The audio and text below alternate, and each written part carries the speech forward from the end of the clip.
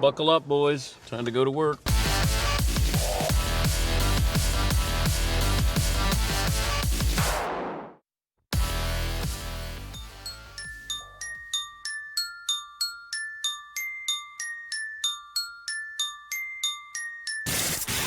Welcome to the Dan Patrick Show. We go from 0 to 100 miles an hour with no brakes.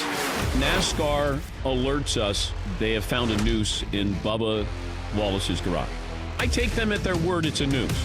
At no point did anybody say it's actually being used as a garage door pull. Bubba Wallace was not the target of a hate crime. Bringing you the biggest stories and the best guests. He's Bubba Wallace, driver of the number 43 Chevrolet. I had actually talked to my crew member last night again, and he walked up and down the garages to see if this was the same thing. And he said that every other garage pull had no knot. And the picture I got, Dan, was simply, in fact, a noose. Dan Patrick. Broadcasting from the Mercedes Man Cave. The guy just seems exhausted. The guy just wants to race. This is Dan Patrick. Welcome to the program. Made it to a Thursday. Hour one, Dan and the Danettes. Dan Patrick Show. Morale is high. Glad to have you on board. Chris Sims is going to join us coming up. We're going to talk some football with him. The Hall of Fame game has been canceled. No surprise on this end. Rachel Nichols from the Mothership, ESPN's The Jump, will join us as well. We'll look at the scenario here with the Lakers practicing. Are they violating NBA rules? Will the commissioner say something here? Bigger issue is the number of positive tests in the Orlando area. So Rachel Nichols will join us coming up here. 877-3DP Show, email address dp@danpatrick.com, Twitter handle at DP Show. I said morale is high. I was lying. Sports morale is not high. And pre-show meeting had to do with the coronavirus.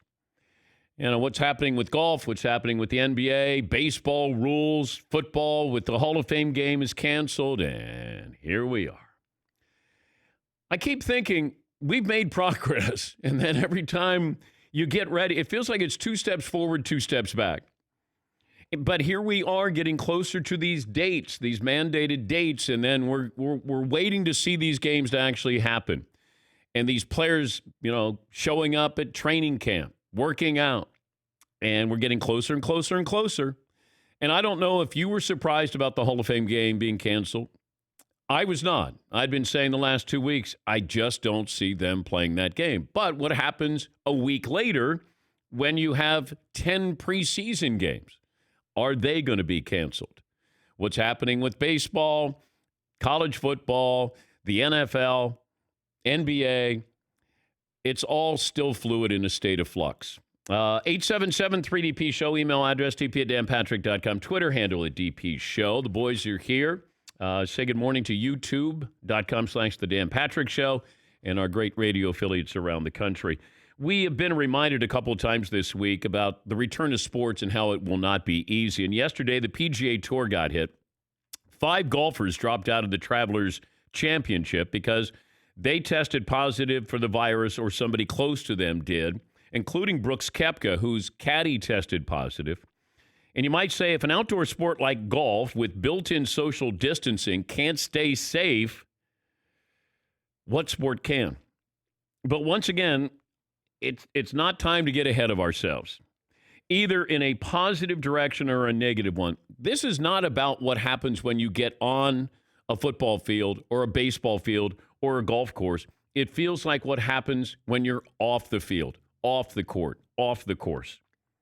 Testing and isolating, PGA is doing the right thing. They're going to get even stricter, but no sport is immune to this. And it really feels like it's day to day. And it seems like today what we have is true will be false tomorrow, or vice versa. And as a golf fan, I've enjoyed the last couple of weeks, and I recognize we can't be too sure what's going to happen the rest of the season. All we can do is hope that what we see in front of us is going to continue, that they're able to play, and keeping safety at a top priority.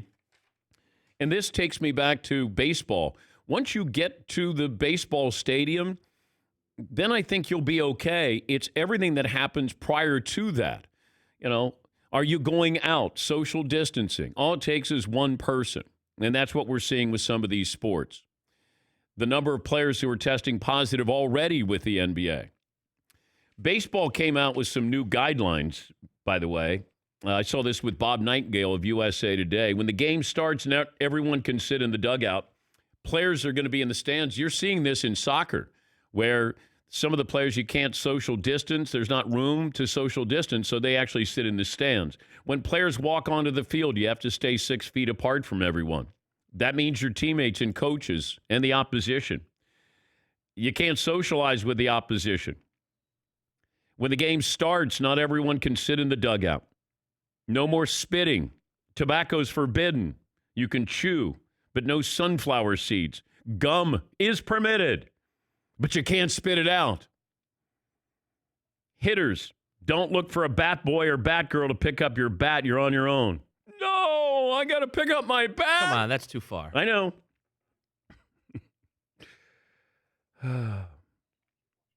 Can't start a brawl here either. So you can't. Can't. So if a brawl happens, what happens? I don't know. I think they're all kicked out of the sport forever. I don't know. I'm reading Bob Nightingale. He says, if you don't like the Houston Astros, still carry a grudge against the Red Sox, don't even think about starting a brawl, unless you want to sit out nearly 1/3 of the season. If you hit a home run, you win a game with a walk-off or even pitch a no-hitter, you've got to act like you did nothing more than successfully washing your hands. The days of mobbing players at home plate, dumping coolers of Gatorade, and shoving pies in their face are over. Are you allowed to have a collision at home plate? How's that? Can you have a polite collision at home plate? Didn't they actually ban that a few years ago anyway? I seem to recall. Well, if I slide into home and you're there and I have to tag you, we're coming in contact with each other. Right, but remember we had a whole month after Buster Posey got hurt where they tried to outlaw that? Well, no, this isn't a collision as much as a bang play. Right. Like a home, at home plate where you have a, guy sliding in or something. I heard a suggestion to ban stealing bases. That way you don't have to, guys could just stay 6 feet off the base so they don't have to stand next to the first baseman. And you can ignore that part. So no stolen bases. What do you think of that? I don't know anymore. I don't know. Yeah, Todd. You look at that old school footage of the Earl Weavers and just Lasorda, you name them, getting in the face of umpires. It's such a big part of baseball. And will that ever come back? A manager losing their mind and getting right in an umpire's face? Well, it doesn't happen that much anymore because these grown men finally realize they look really stupid out there. I'm going to turn my hat backwards. I'm going to kick dirt on you. And then whatever happens after that. Oh, are you firing your team up? Like Earl Weaver, you'd see him go out there and you go, oh, God, don't do it, Earl. When Lou Piniella did that, Lou threw a base. And we had him on the next day, and I go, what goes through your mind? He goes, how embarrassed my kids must have been that I was out there. You're like a 50 or 60-year-old man, and you're acting like you're, 9. We don't accept it in T-ball or Little League. We got grown men out there. That's the least of our worries. I just worry about these guys not being able to spit. Like, oh, my gosh. Do you think that there's rehab right now? Like guys are going into spitting rehab where, I want to spit. No, you can't. So you can take a dip, you can have gum, but you can't spit. So you could have sunflower seeds. You just have to keep them in said mouth. I think. The opposite. I don't think so. Wait. I don't think you can have dip. I can't? I always get confused. Dip is chewing tobacco. I think you're not allowed to use it at all. I can have a little dip. I don't think so. Okay, well then I'm not going to play. Yes, Eden. I like that the idea that not being able to have sunflower seeds while you play baseball is somehow an issue. Oh, come on. No sunflower? I can't spit sunflower seeds all over the place. Come on. Okay, so tobacco is forbidden, according to Bob Nightingale. No more spitting. You can chew. Okay, what can I chew? What you mean chew is like chew. That's tobacco. You also call it chew. Chew. You have to spit into a cup or onto the ground. You don't swallow it. Some people do, but that's if you're hardcore. Unless he means chew gum. Well, I don't know. These are some of the guidelines that baseball players will have to adhere to. Oh, Come up with a poll question, play of the day, stat of the day. That's why I said morale is not really that high today. This program brought to you by LegalZoom.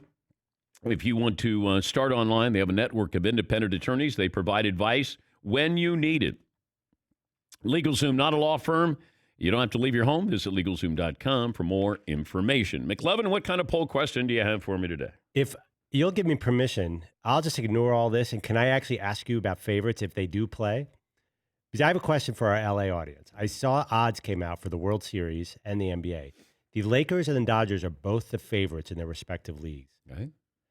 Who are you more confident will win a title this year, the Lakers or the Dodgers? I mean, maybe it's obvious, but.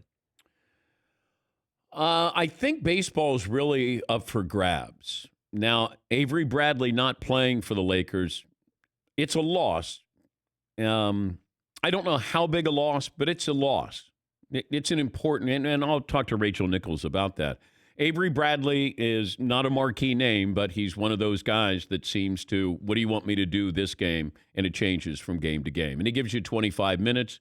He's a quality veteran.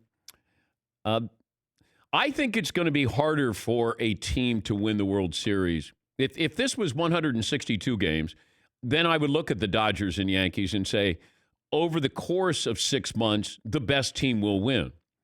I don't know if the best team's going to win this year in baseball.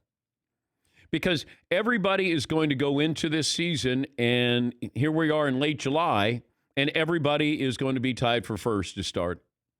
And you might get some teams that all of a sudden they strike gold with a couple of players, new players. They get on a hot streak, and that can be the difference here. But I think it's harder to win a title this year than it will be in any other year. Because I don't know if, the course of 2 months, will the Yankees and Dodgers or the Nationals or whoever else you want to throw in there, will they be able to prove that they're that much better than everybody else? And I'm not sure about that. I think this will be about conditioning. It'll be about pitching to start, and the depth of your pitching staff could be the difference. That's why you have a lot of these sharp guys who think the Tampa Bay Rays are the team to beat because they have a very deep pitching staff. I mean, that's a good team. But, you're playing in the East. In the East, that's going to be difficult as well. So trying to handicap that will be, I think, a lot tougher than you think. Because it takes a little while before those great teams prove that they're great. And that's usually with the depth, the leadership, ownership going out and getting a bat or an arm if they need to. You got 50 games, and it's a sprint. That's why when somebody said to me, hey, what if the Indians win the World Series?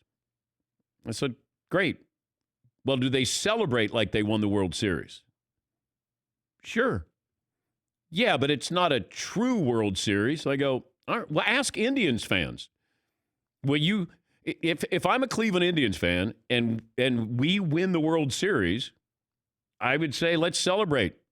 Why not? But, this is the longest drought, I think, in baseball of all of the teams to win a championship. Will you celebrate it? And I said, I would. The whole year has an asterisk by it. So, okay, hey, they won the Corona shortened season with 50 games. All I know is it's an even playing field. It's like the Lakers and Bucks. Nobody has a home court advantage. So, yeah, it's a championship. It might not be what we want, but that's what we get. And we love to pick and choose. Oh, they won it in a strike-shortened season. Oh, they cheated to win it. Okay, put an asterisk by it. But if I'm an Indians fan and you win the title, hell yes, I'm celebrating. We started like everybody else did, and we won the championship. And if you're the Indians, you can't be picky. Yes, McLevin. I don't think it's fair to, when you have the asterisk conversation, to compare MLB and NBA and NHL, because NBA is going to get 73 out of 82 games. Oh, I don't want to. I kept saying I'm railing against those people who want to put an asterisk by this. But I want to put it by MLB, though. I think they're two completely different things. If you want, baseball, if you want to do that, where we'll just say, we know. But basketball, no. I mean, whoever wins the title wins the title. Yeah, I know we'll say, well, they didn't have home court advantage. everybody got there. Everybody was playing on the same floor. Level playing field. You won. It'll be tougher to do it. I mean, I think we look at this and say, well, it's not really a season. If the Lakers win or the Bucks win, you've earned it. You had this shutdown. You got to get back. You got to go through all the testing and then go out there and win a championship. Instead of, we get to play all of these games at home. We get to be at home. We got our fans. That's the true advantage. This is a disadvantage for all of these teams. Now, you can look at an advantage for some of these teams that may be in a short, window. Like the Rockets could be really dangerous here. There could be a couple of teams like that. But if the Clippers win, good for them. That's a championship. Bucks win, championship. Sixers win, championship. Baseball's different. But if I had a team that won the World Series this year, like I was listening to New York sports radio yesterday. I told you I don't have a life. And they were talking about the Yankees. Would you really celebrate another Yankee World Series? All right. I mean, you guys have won more than anybody, and I guess I would celebrate because it's better than not. Imagine if you say, if we win, I don't think we're going to celebrate. Well, what happens when you lose? It's still going to hurt, right? Well, you're not celebrating with champagne and all that stuff, that's for sure. Not allowed to. You're not dumping it all over each Well, other. you can do it yourself. Well, actually, now the way they do it, they're wearing so much gear so the their eyes goggles. don't sting that you might as well. Yeah, McLovin. The Yankees winning is like, remember when Notre Dame wouldn't go to a bowl game because they're Notre Dame and we're not going to a crappy bowl game? This is the crappy bowl game of Yankees World Series titles because they have such history. This is like... Hey, they haven't won in a long time, McLovin. Saying they taking a Belk Bowl right now? I would Belk Bowl. Yeah. I would if I'm a Yankee fan. Well, I don't know how they think because they might say, "Well, we're Yankee fans. We win a true championship. We're true champions." I would take it. Absolutely. The World Series. We went through all of this just like everybody else did. Hell yes, we're celebrating. Socially responsible. Yes, Paulie. The Yankees have been in one World Series in the past 16 years. They've appeared in one out of the past 16. That's horrible for them. That's a horrible run. They've won one World Series, and they've appeared in a total of one in the past 16 years. Yes, McLovin. They only won that because A-Rod was on steroids and Whoa. he beat my Phillies. Wait, that's a whoa? Come on. Whoa. Yes, Paul. I was watching a basketball show yesterday, and they were talking about, is this an advantage for LeBron James at his age to get a whole bunch of rest and get to reset and get himself totally ready for this shorter run? But I was thinking, if you're a guy like LeBron James, and you could pick, take that rest I just got and that reset and conditioning, or have home court advantage, because he did lose home court advantage, and the Lakers, lost home court advantage, which is huge in the NBA. Yeah. If you were LeBron, would you rather have what you have now, neutral site, complete rest, which everybody got? No, he'd rather be at home. Yeah. Absolutely. Because now this is so foreign to everybody and what you have to do when you go to Orlando. And what happens if so he's already lost Avery Bradley. What if another player tests positive and has to sit down for 2 weeks? So there's so much more chance, luck, risk involved in this. If they were able to play at home, have the home court advantage, then I think it would be a huge advantage for LeBron James. It's just who's coming back in shape and who's coming back healthy. And by that, I mean healthy in a variety of ways. It just, there's a lot going on, a lot of chance, a lot of risk involved in this. We'll take a break. Chris Sims from NBC Sports. I've been keeping an eye on his quarterback rankings. He's had this countdown. I think he's down to Deshaun Watson at number 4. Does that sound about right, McLovin? I think he did number 3. You guys could correct me if I'm wrong. And he definitely had Deshaun at 4, but I think 3 just came out or is coming out and causing some controversy. Ooh, so we'll talk about that. Also, the Hall of Fame game has been canceled. Now, I'll get his thoughts on, does he think they're going to be able to pull this off on time? I want to be optimistic, but I've been pessimistic about the NFL starting on time. I've been pessimistic about, go back to the NBA. I didn't think they were going to have a season, and hopefully they will.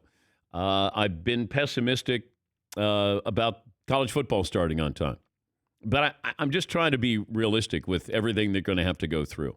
And it's so much to go through to try to expect them to do this on time. Because remember, the NFL had time on their hands. Oh, they got plenty of time. They don't have time on their hands. You just had the Hall of Fame game canceled. I got, 6 weeks here? 6 weeks, before we get ready for the preseason. That's not a long time. We'll get to phone calls. We'll settle on a poll question. Our Twitter handle at DP Show. Email address dp@danpatrick.com. Phone number 877-3DP Show. Glad to have you on board here this Thursday, hour 1. We'll take a break. Paulie says we have a surprise today. Got something in the mail today. Huge. Not huge, but cool. Super cool. Size-wise huge? Oh, it fits under your desk. Yeah. No peeking. Okay. I'm going to save it for the top of the hour. I got to wait. Save worthy. Okay. All right. We'll take a break. 20 after the hour. Back after this on the Dan Patrick Show. Sleep Number. I've told you about Sleep Number. And what I love, they always have sales going on. Save $400 on a Sleep Number 360 C4 smart bed. And it's right now $1,299. This is a bed you're going to have the rest of your life. And it's part of the family, it feels like. And you got to make sure that you take these precautions of, what do I do to get a great night's sleep? There's a lot of things that we're doing at home. If you want to do yoga, workouts at home, focus on breathing, listening to music. These are all the things that Sleep Number says you can take care of some stress. And in times of stress and uncertainty, self-care is more important than ever. So quality sleep is one of the best methods to boost your physical and mental health. Get that great night's sleep. Hit the ground running in the morning. Sleep affects our immune system. Get a great night's sleep. Lowest prices of the season at Sleep Number. The 360 C4 smart bed, now $1,299. For a limited time at Sleep Number stores or sleepnumber.com/Patrick.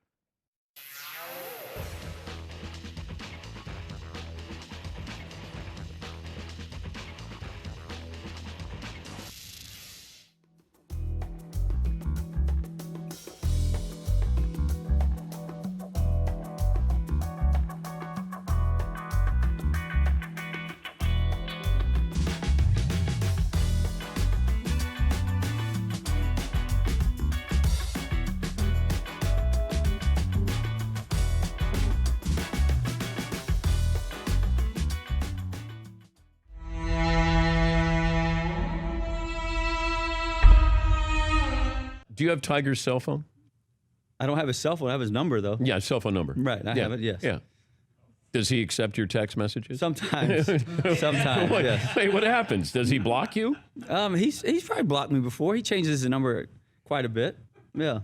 And then do you have to ask if he's changed his number since you may not hear back? So how's that work? The real reason I try to make these team events, here's the real reason. I try to make these team events is because Tiger's usually, when he was injured, he was on the team as a vice captain or captain or whatever. And now that he's playing and he's making the teams, that's how I get his number, because you get every player's number so y'all can have a group text going. Oh. And so even if he blocks me, then I get it that week, and then I'll have it for a little bit. And I send him so many text messages. I send him so much stuff. What do you send him? Just random stuff like, oh, look at this. Here's a bottle of water. Here's this. So that might be why he blocks me. But for that 1 week when we're on a team together, I love to just send him random stuff. And he's like, can you please stop? So. A bunch of years ago, I got to talk to Tiger Woods when he was promoting, I think he was just coming off Winged Foot, and he was promoting this game, the video game he had. Now, it was, this picture's pretty rare. Hopefully we have it here. We're hoping maybe you could take a picture of this picture and text it to Tiger. Now, hopefully we have it back. Flip it up on the screen here in just 1 second. It's a rare photo. If we don't have it ready, I got it on my screen. Oh, there it is. This is 2006. Okay, now the backstory is Tiger Woods, he told me I could never tell the story of why his hair was like that, but I interviewed him in the morning before he was going to do Fox and Friends. It was the first interview of the day. That's me. There's Tiger. He dyed his hair the night before. As soon as this interview was done, his assistant ran to CVS, got black hair dye, and dyed it back. So he only had his hair like this for 7 hours. Yeah, you should be in here. Yeah, I'm just zooming in. I took the whole picture. Now I'm zooming in on his head. Oh, my God. There you go. There you go, a little gift. He's going to block you again. He's gonna block me. I need to make that team event. Hey, bud. Thanks. Appreciate it. Thanks for everything. Dude, Thanks, that's guys. funny, Paulie. Thank you, guys. I figured you could kick out of Oh, my God. Oh, you I can do a remember quick that. pick. I remember when Do they it. talked about that. That was unbelievable. You can just do it over there. Yeah, Yeah, you you don't don't Do have a to group picture over here. with you. No, I don't want it then. Yeah, you don't want it. Yeah. Come over here. But We're going to do a group pick. Right here? Where do you want us? No, stand right here. Yeah, that's cool. All of this. This is your Ryder Cup team right here. Yeah, exactly. Yeah. Yeah.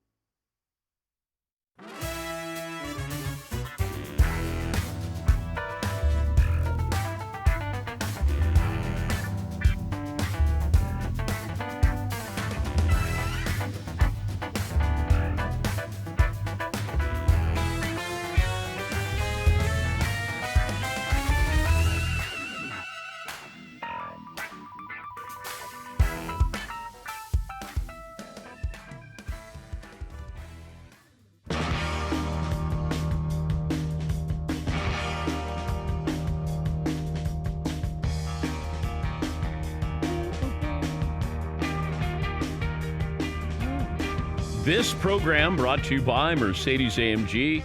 Be prepared for whatever comes your way. It's the all-new GT four-door coupe. Life's a race. Visit your local dealership for a test drive today. If you miss any interviews from the Mercedes-AMG Man Cave, go to the DP Show app. Watch and listen from inside the Mercedes-AMG Man Cave. Mercedes-AMG driving performance. Say good morning to Chat Row and those listening on our great radio affiliates around the country. Those watching on youtube.com/The Dan Patrick Show. We will get to phone calls coming up, settle on a poll question. We make way for the popular Chris Sims, co-host of Pro Football Talk Live, former NFL quarterback. He's got his quarterback list, counting down to number 3. And we've got controversy at number 3, Chris. How dare you? You picked Aaron Rodgers as the third best quarterback in the NFL. I know. It hurt my heart, as you know. I mean, I am the leader of the bandwagon fans for Aaron Rodgers. And, I unleashed my 1 and 2 today on Pro Football Talk, just so you know that. Patrick Mahomes 1, Russell Wilson 2, Aaron Rodgers 3. But, Mike, Dan, just on that. Yeah, sorry, I'm getting confused with my host here. but just on that, with Aaron Rodgers, still awesome. We know that. This is the first time that I would say since about midway through 2010, at least in my book, where I go, ooh, he's not the best quarterback in the NFL anymore.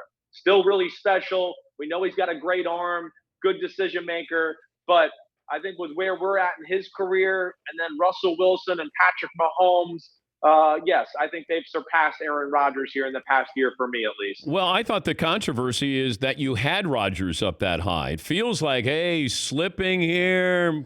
A lot of people are bailing on Aaron Rodgers here. Well, for whatever reason, people like to bail on Aaron Rodgers. I don't know what it is. They expect him to just make the Super Bowl every year and carry the team. And, to me, hey, the support system has not been there for Aaron Rodgers. For me, there is no doubt he's a top 5 quarterback in football. I have a hard time really taking anybody seriously that would think okay, maybe if you wanted to put him at 6, all right. But if you're trying to tell me he's 10 or 11 or something like that, I would just go, I'm sorry. You need to come watch film with me and you need to reevaluate things. But no, we're still talking maybe other than Patrick Mahomes, the greatest arm in the sport. Okay, still unbelievably quick release, understands how to take care of the football. That was a 10-6 football team last year. Yep. That they were at 13-3 because of Aaron Rodgers. I don't think I talked to you during the season. I don't think either one of us were blown away by Green Bay, the team, during the regular season. We just knew they were a good team with a really special quarterback, and we thought, maybe that could be something. So, yeah, don't sleep on Aaron Rodgers. All right, but give me the criteria of how you were ranking these quarterbacks. Sure. I went from, I'm like a coach on the hot seat, right? And here's my pecking order for my top 40 quarterbacks, who I trust and think the best is right on down the list here. So, yeah, it's not easy to do, but that was my criteria. It's about 2020. Has nothing to do about 2010, 2015, career accomplishments. It's a what have you done for me lately league, and I'm evaluating what I think the quarterbacks are going to be for this 2020 season. All right, I got the Danettes who are yelling at each other. What's the problem here? You guys We all have issues with Chris's list in different areas. Okay. Pick a guy. McLovin, go first. So when Drew Brees throws 40 touchdowns and 5 picks next year, he's still the 16th best quarterback in the NFL, if you're doing 2020? Well, okay. Hey, all right, McLovin. Okay, first off, don't get into me with all the stats crap all the time. Whoever plays quarterback for the Saints is going to have great stats. They went 5-0 with Teddy Bridgewater last year. Okay, all right. So, and then the other thing I would tell to you too is, again, Drew Brees, really good, great. Yeah, okay, let's go through it. Oh, okay, one of the best receivers in football, one of the better tight ends in football. Maybe the best offensive mind in the sport. Oh, definitely one of the 5 best offensive lines in the sport.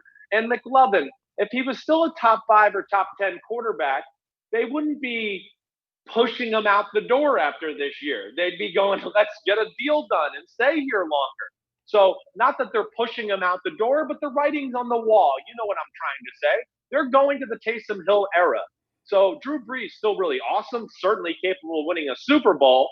But no, I don't think he's the type of talent like we've seen in the playoffs the last few years that when the offense isn't executing, he can't make a lot happen by himself. And that is big to me in evaluating quarterbacks. Yes, McLovin. Yeah, he could never throw for 71 yards in a game like Ryan Tannehill in the playoffs. He'd never be able to accomplish that feat. What he couldn't accomplish the 2 touchdown passes he threw in the game to put them up 14-3. So how about that? You don't think Drew Brees could have done that with like 9 No, I don't guys think in the Drew box? Brees. He can't throw the ball past 40 yards, guys. So the first touchdown pass, he can't even attempt to throw. The second throw was a power throw in the back left corner with people around him. So yes, Drew Brees is really good, but all I'm just saying, McLovin, you're taking the Saints offense and Sean Payton. I'm just talking about quarterback. Yeah, we'll see how great those wide receivers in line are when Taysom Hill's the quarterback. That great offensive line, that we great will. receiver. We're going to see. Okay, all right. Who's next up, Paulie? All right, Chris. Russell Wilson, number 2. No. All right, let's go to who gives you a better chance to win next year?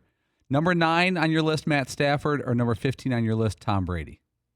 Well, I mean, okay. So, all right. So this is where it gets dicey. Listen, I understand. We're used to Tom Brady. He's awesome. I mean, yeah. I'm not going to argue with you if you think he's the greatest quarterback of all time. You put Tom Brady in Detroit, okay? It ain't going to look like Tom Brady. I'm just telling you. He can't do some of the things that Matthew Stafford can do. You put Matthew Stafford in New England last year, they're a better football team. I'm sorry.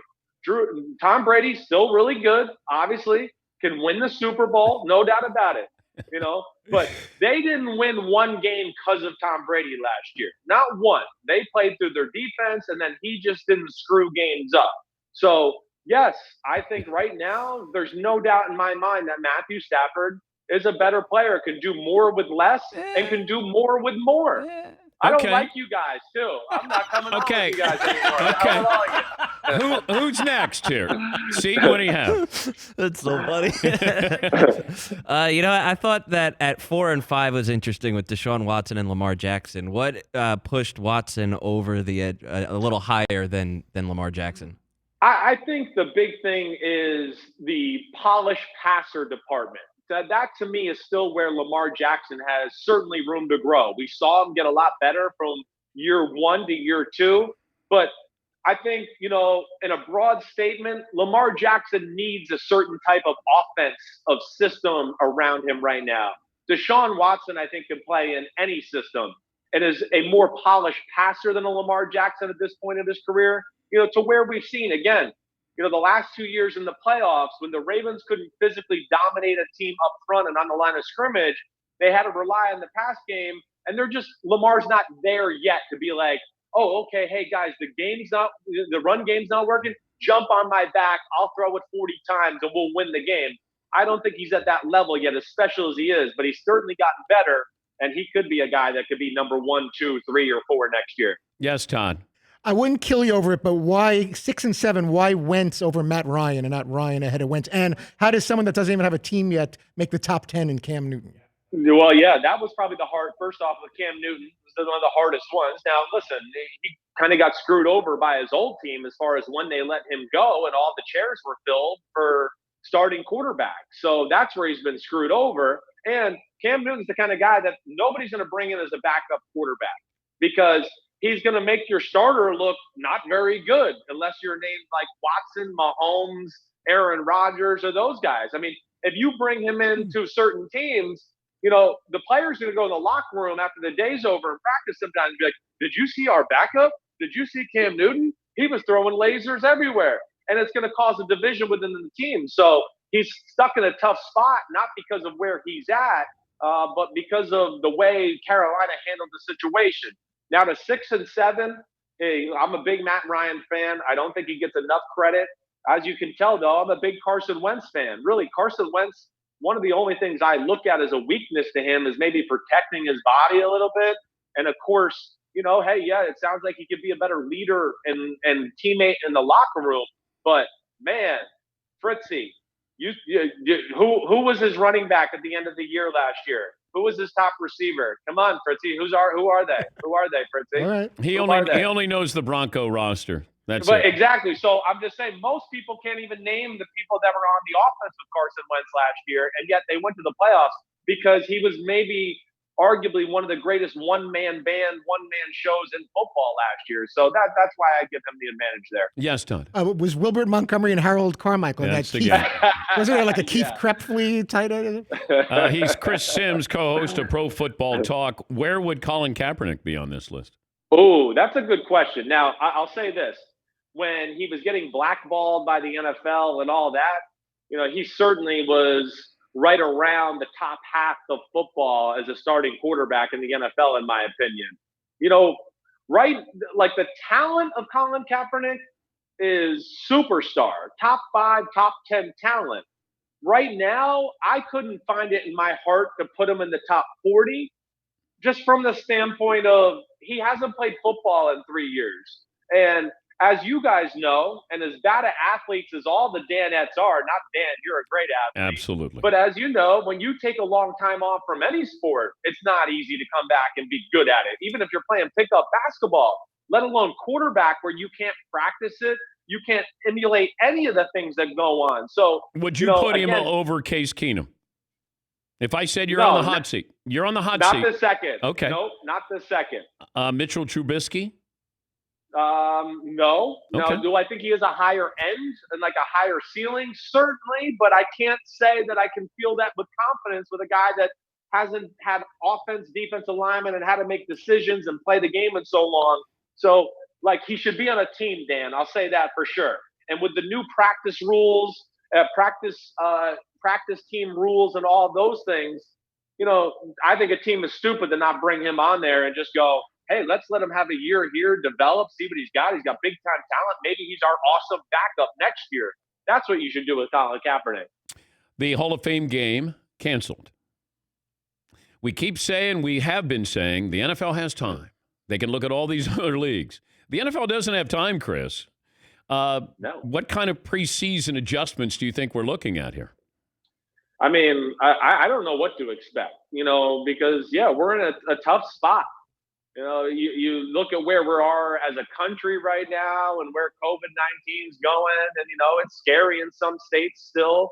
So, I was more optimistic about us playing games and having a full season, I feel like a month ago, than I feel right now. I don't know how you feel about it, but, I don't know what to say. Do you think it starts on time?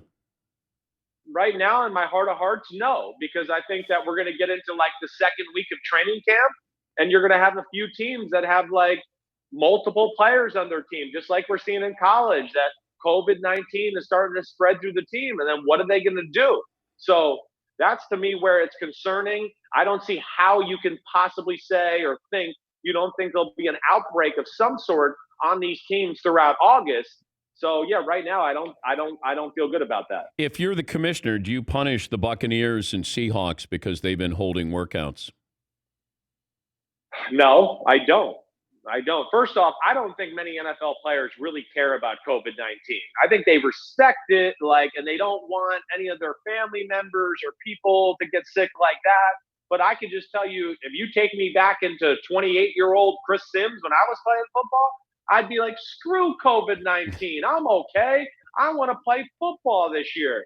And I think most players are like that, let alone listen, Tom Brady, Russell Wilson, they care about people. I know that. These are good people.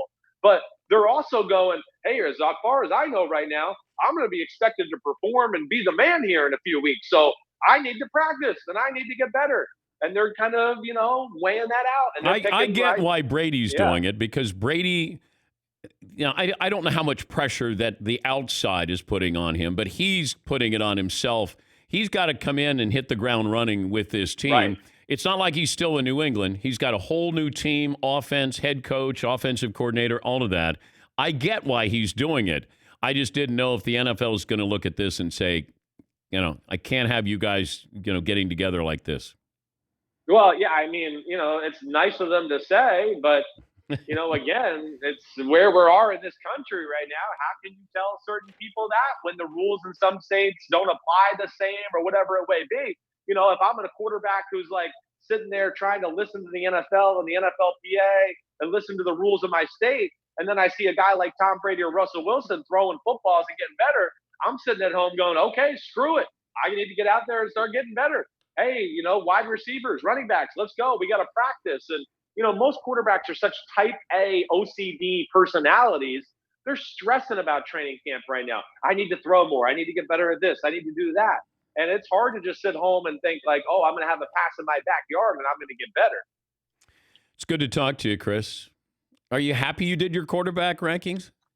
I love doing it. I'm happy it's over. Okay, I'm sick of defending myself. At one point, and I you didn't know said I was going to go through the jury of executioners here. I don't like you guys. Wow. What a tough guy. I don't like you guys. Thank you, Chris. Good to talk to you. Good talking to you too. Be good. See you guys. Peace out. Chris Sims, co-host of Pro Football Talk. I don't like any of you guys. He's soft. He's soft. That's funny, man. We'll take a break. This is a guy who played without a spleen. My choice. I can play without a spleen. Who needs a spleen? All right, play of the day's up next.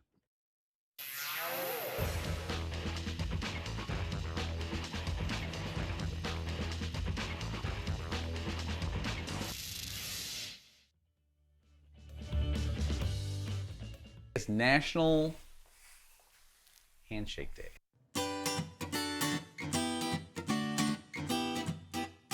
Ooh, you know I'm a big handshake guy. Canceled. See? Premature. Canceled. I've always advocated for Chris handshakes so you don't get caught in those, things. We had that a couple I times. put it out there that I'm a handshake guy, and I think it's worked. When people see me and I run into people, they stick their hand out. Now, my brand is suffering. In the past 3 months, I don't think I've given or received a handshake. I don't think any of us have. I think it's kind of on hiatus. I had it happen once, and it was kind of forced upon me. Yeah. And I didn't realize it. Did you shake it off, or did you complete the process? Like, shake it off? Well, did you say, no, Oh. I can't because of the situation? No, it happened.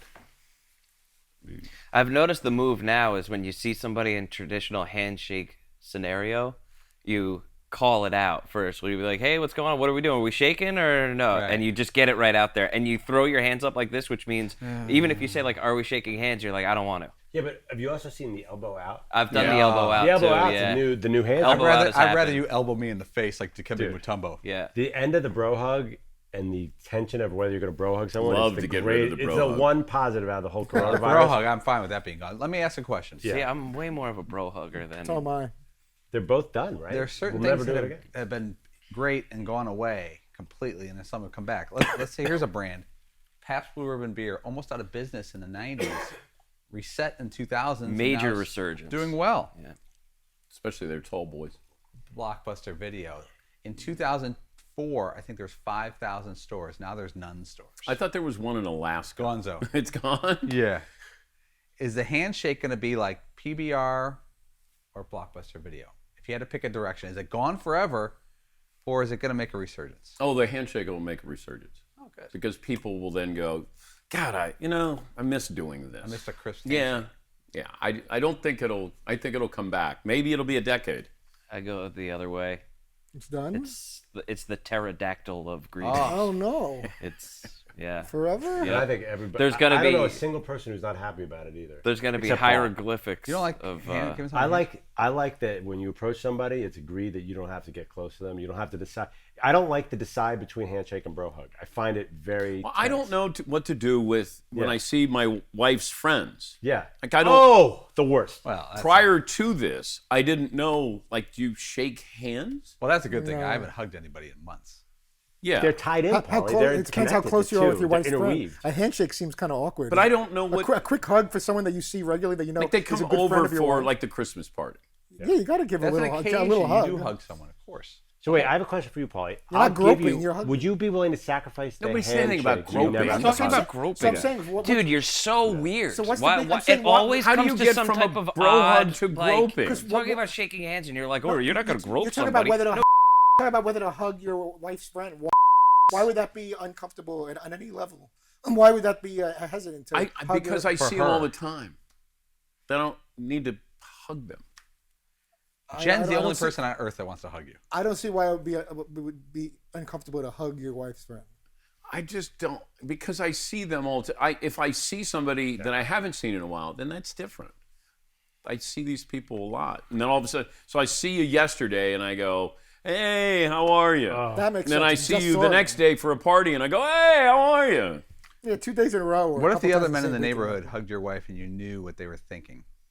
That would be uncomfortable. Because Like, that's what you're doing to their wives. But like, why would I know what? How Why did would I? we Why would I get think? here? that Because they're just like you. So I'm being accused now of like, if I hug one of your friends' wives, I'm thinking something sexual. Is that what we're saying? That's So a little you're saying. disturbing. But that's what you guys are saying. That I'm thinking something other than just a friendly hug. Is that not what was just said 3 seconds ago?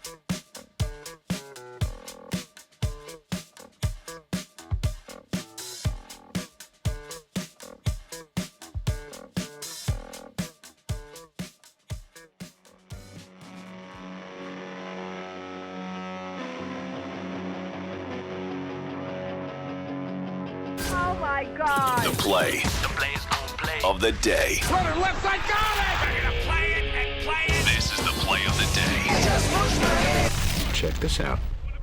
That's nice for Salah, who runs in behind and this time makes short.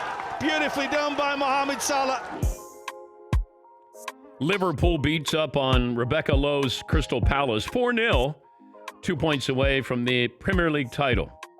Liverpool has Man City a week from today, a chance to lock up its first Premier League title since 1990. Just saw this tweet from Andrew Brandt, former NFL front office executive, now working with the Monday Morning Quarterback.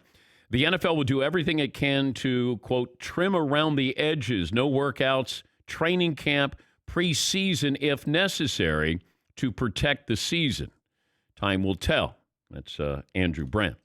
All right, we got a poll question, McLovin. Play of the day, by the way, is brought to you by Great Wireless Earbuds. Get 15% off your Raycon order at buyraycon.com/Patrick. That's buyraycon.com/Patrick.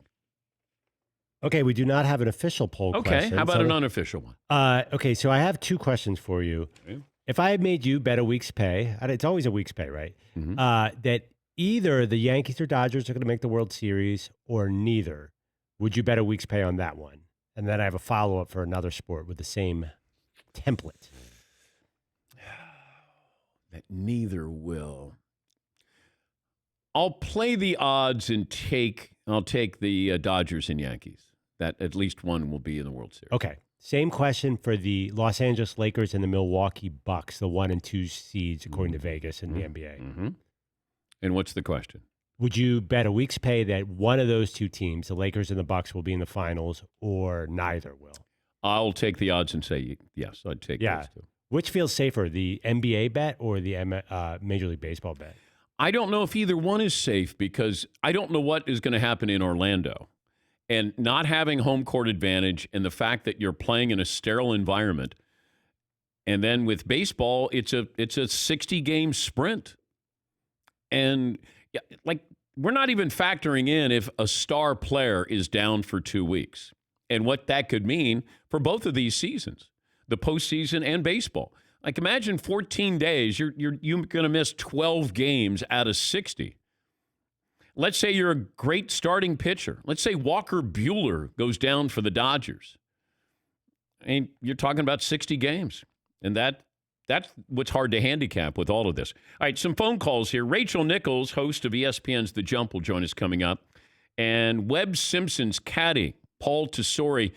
Webb pulled out of the Greater Hartford Open, I believe. He just won the previous week at Hilton Head. But I'm just curious, what is protocol for the caddies, for these players? And can golf continue? Because we thought of all the sports, built-in social distancing, you should be able to go out and play golf. And you had some positive tests yesterday. Yes, Todd? One of Webb's family members had tested positive, even though he himself is negative. Out of an abundance of caution is what he was calling it, is why Webb stepped away after winning last week. Yes, Eaton. It just, with the news, too, that, the United States, we set a new record for positive cases yesterday.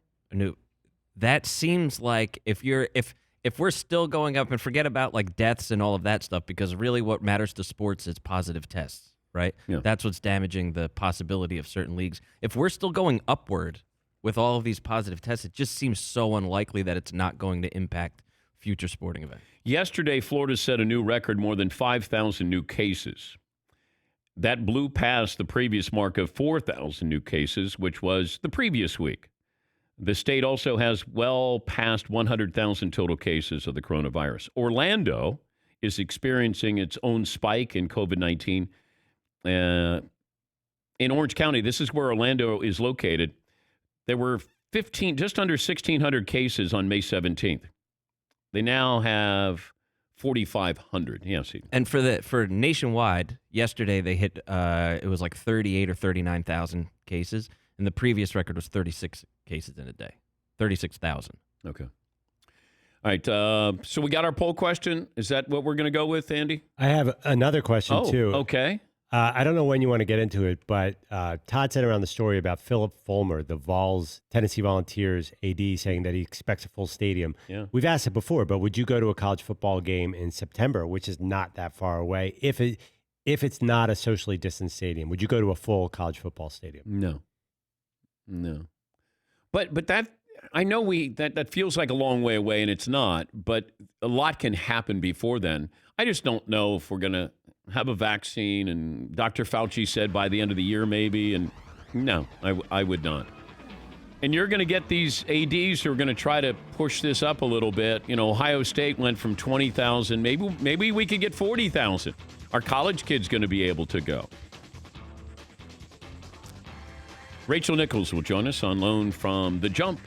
Talk about Orlando. Are the Lakers in trouble with the NBA for holding private workouts? Talk to Rachel about that coming up. One more.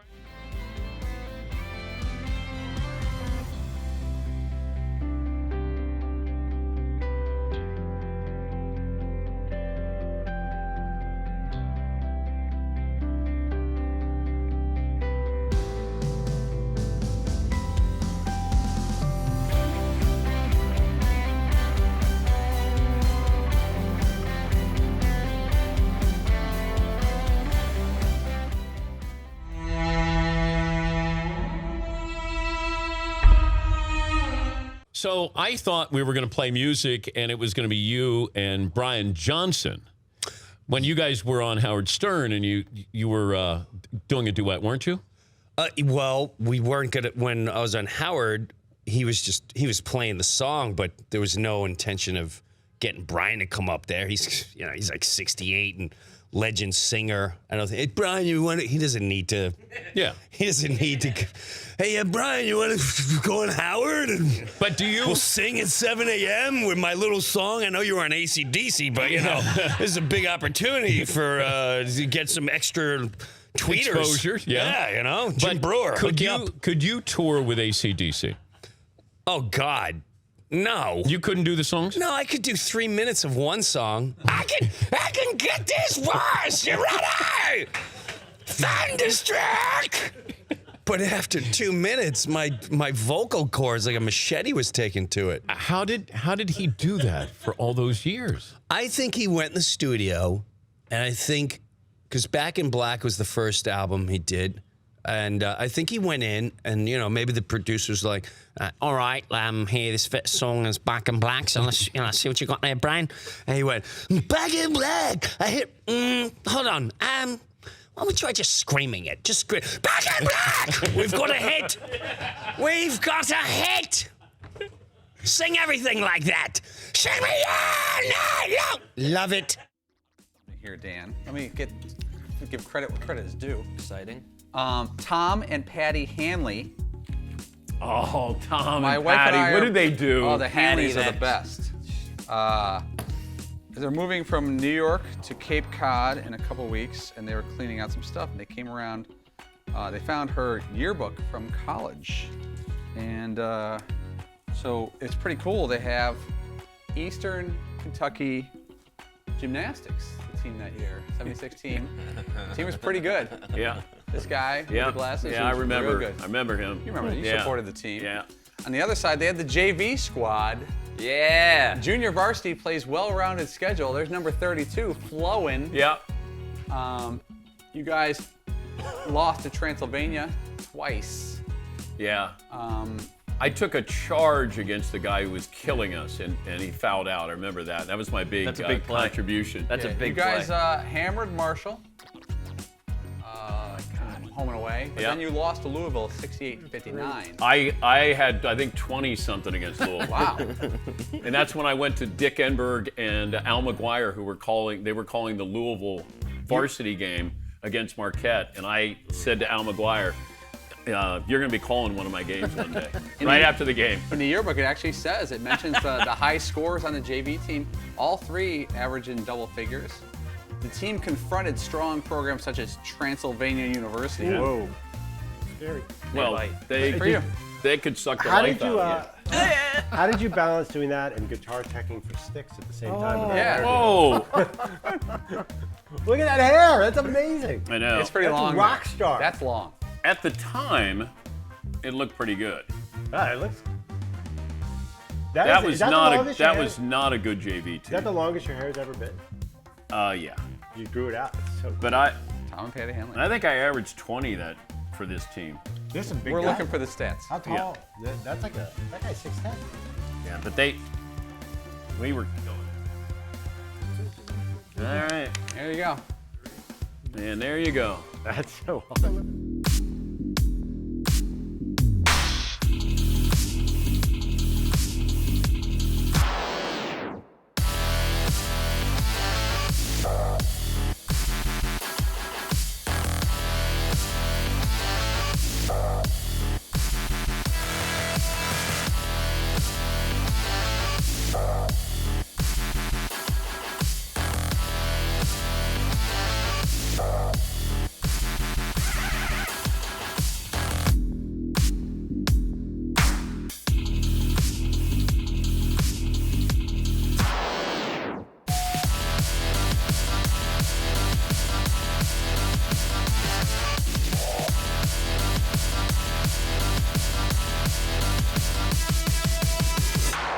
Buckle up, boys. Time to go to work.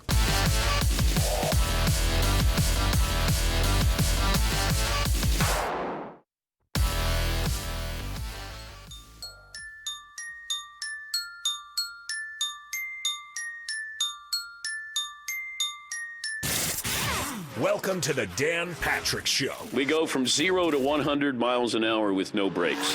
NASCAR alerts us they have found a noose in Bubba Wallace's garage. I take them at their word it's a noose. At no point did anybody say it's actually being used as a garage door pull. Bubba Wallace was not the target of a hate crime. Bringing you the biggest stories and the best guests. He's Bubba Wallace, driver of the number 43 Chevrolet. I had actually talked to my crew member last night again, and he walked up and down the garages to see if this was the same thing. And he said that every other garage pool had no knot. And the picture I got, Dan, was simply, in fact, a noose. Dan Patrick. Broadcasting from the Mercedes Man Cave. The guy just seems exhausted. The guy just wants to race. This is Dan Patrick. It's hour 2 on this Thursday. Dan and the Danettes, Dan Patrick Show. Paulie just surprised me. Well, a member of the audience, one of our fans, sent in a photo, and it's of my basketball team, the junior varsity team at Eastern Kentucky. And, man, I've got some flowing hair. It's on my shoulders. At the time, it was a good look, and it's probably good that you don't have, like, high resolution here to look at the acne that I had as well. But you'll know now why the head coach of Eastern Kentucky would call me Golden Boy because of my hair. And he never called me by my first name. He called me Golden Boy, and he didn't mean it in a positive way. You look like you're in a Styx tribute band or a Partridge Family character. Yeah, well, who didn't want to be like David Cassidy back then? But yeah, I had the long flowing hair, and I continued to let it grow until the coach let me play varsity basketball. And as you could see, my hair continued to grow, and I'm number 32. Number 1 in your heart if you're watching on youtube.com/The Dan Patrick Show. But that, you didn't want to mess with that lineup right there. A lot of memories. A lot of memories. Yeah. Well, that's it. You got some scrapbook memories there. Probably some people there who watched us play that they still have some memories of that jumper. But I got to shoot a lot. That's why my second year there, I put up 25 shots in a game one time. I'd never done that. And I went, this is heaven. Like, I didn't care about school. I didn't care about anything. Nobody's at the game. It didn't matter. I didn't care. I was able to just come down and just fire. It was great. Loved it. Yeah, Paulie. I got a question for both you and Andrew, because you were both members of the junior varsity teams, Dartmouth and Eastern Kentucky. When you're a player on the JV, do you say I play college basketball? Like when you are at home, like, yeah, for somebody who didn't play any sports, you're always critical about this, none. Which I find it interesting. Like, you didn't play anything. No, but I'm impressed by where you guys No, are you're going. not. Yes, I am. No. JV impressed. Yeah, I know. I hear you, Paul. Yes, McLeod. Can I weigh in first? So there was 2 levels of JV. There were guys like you who came down from the varsity and scored 25 points. And there were guys like me who came in when we were beating like some prep school at the end. So we had a guy, Jason Rosenberg, who came down from the varsity and helped us win every game. Unless we didn't need him, then they sent him back up. I took it as serious as if I was playing for UCLA. Like, it was important and loved playing. And, the biggest mistake I made is I went to a school that I shouldn't have gone to. I should have gone to something smaller where I would have gotten to play.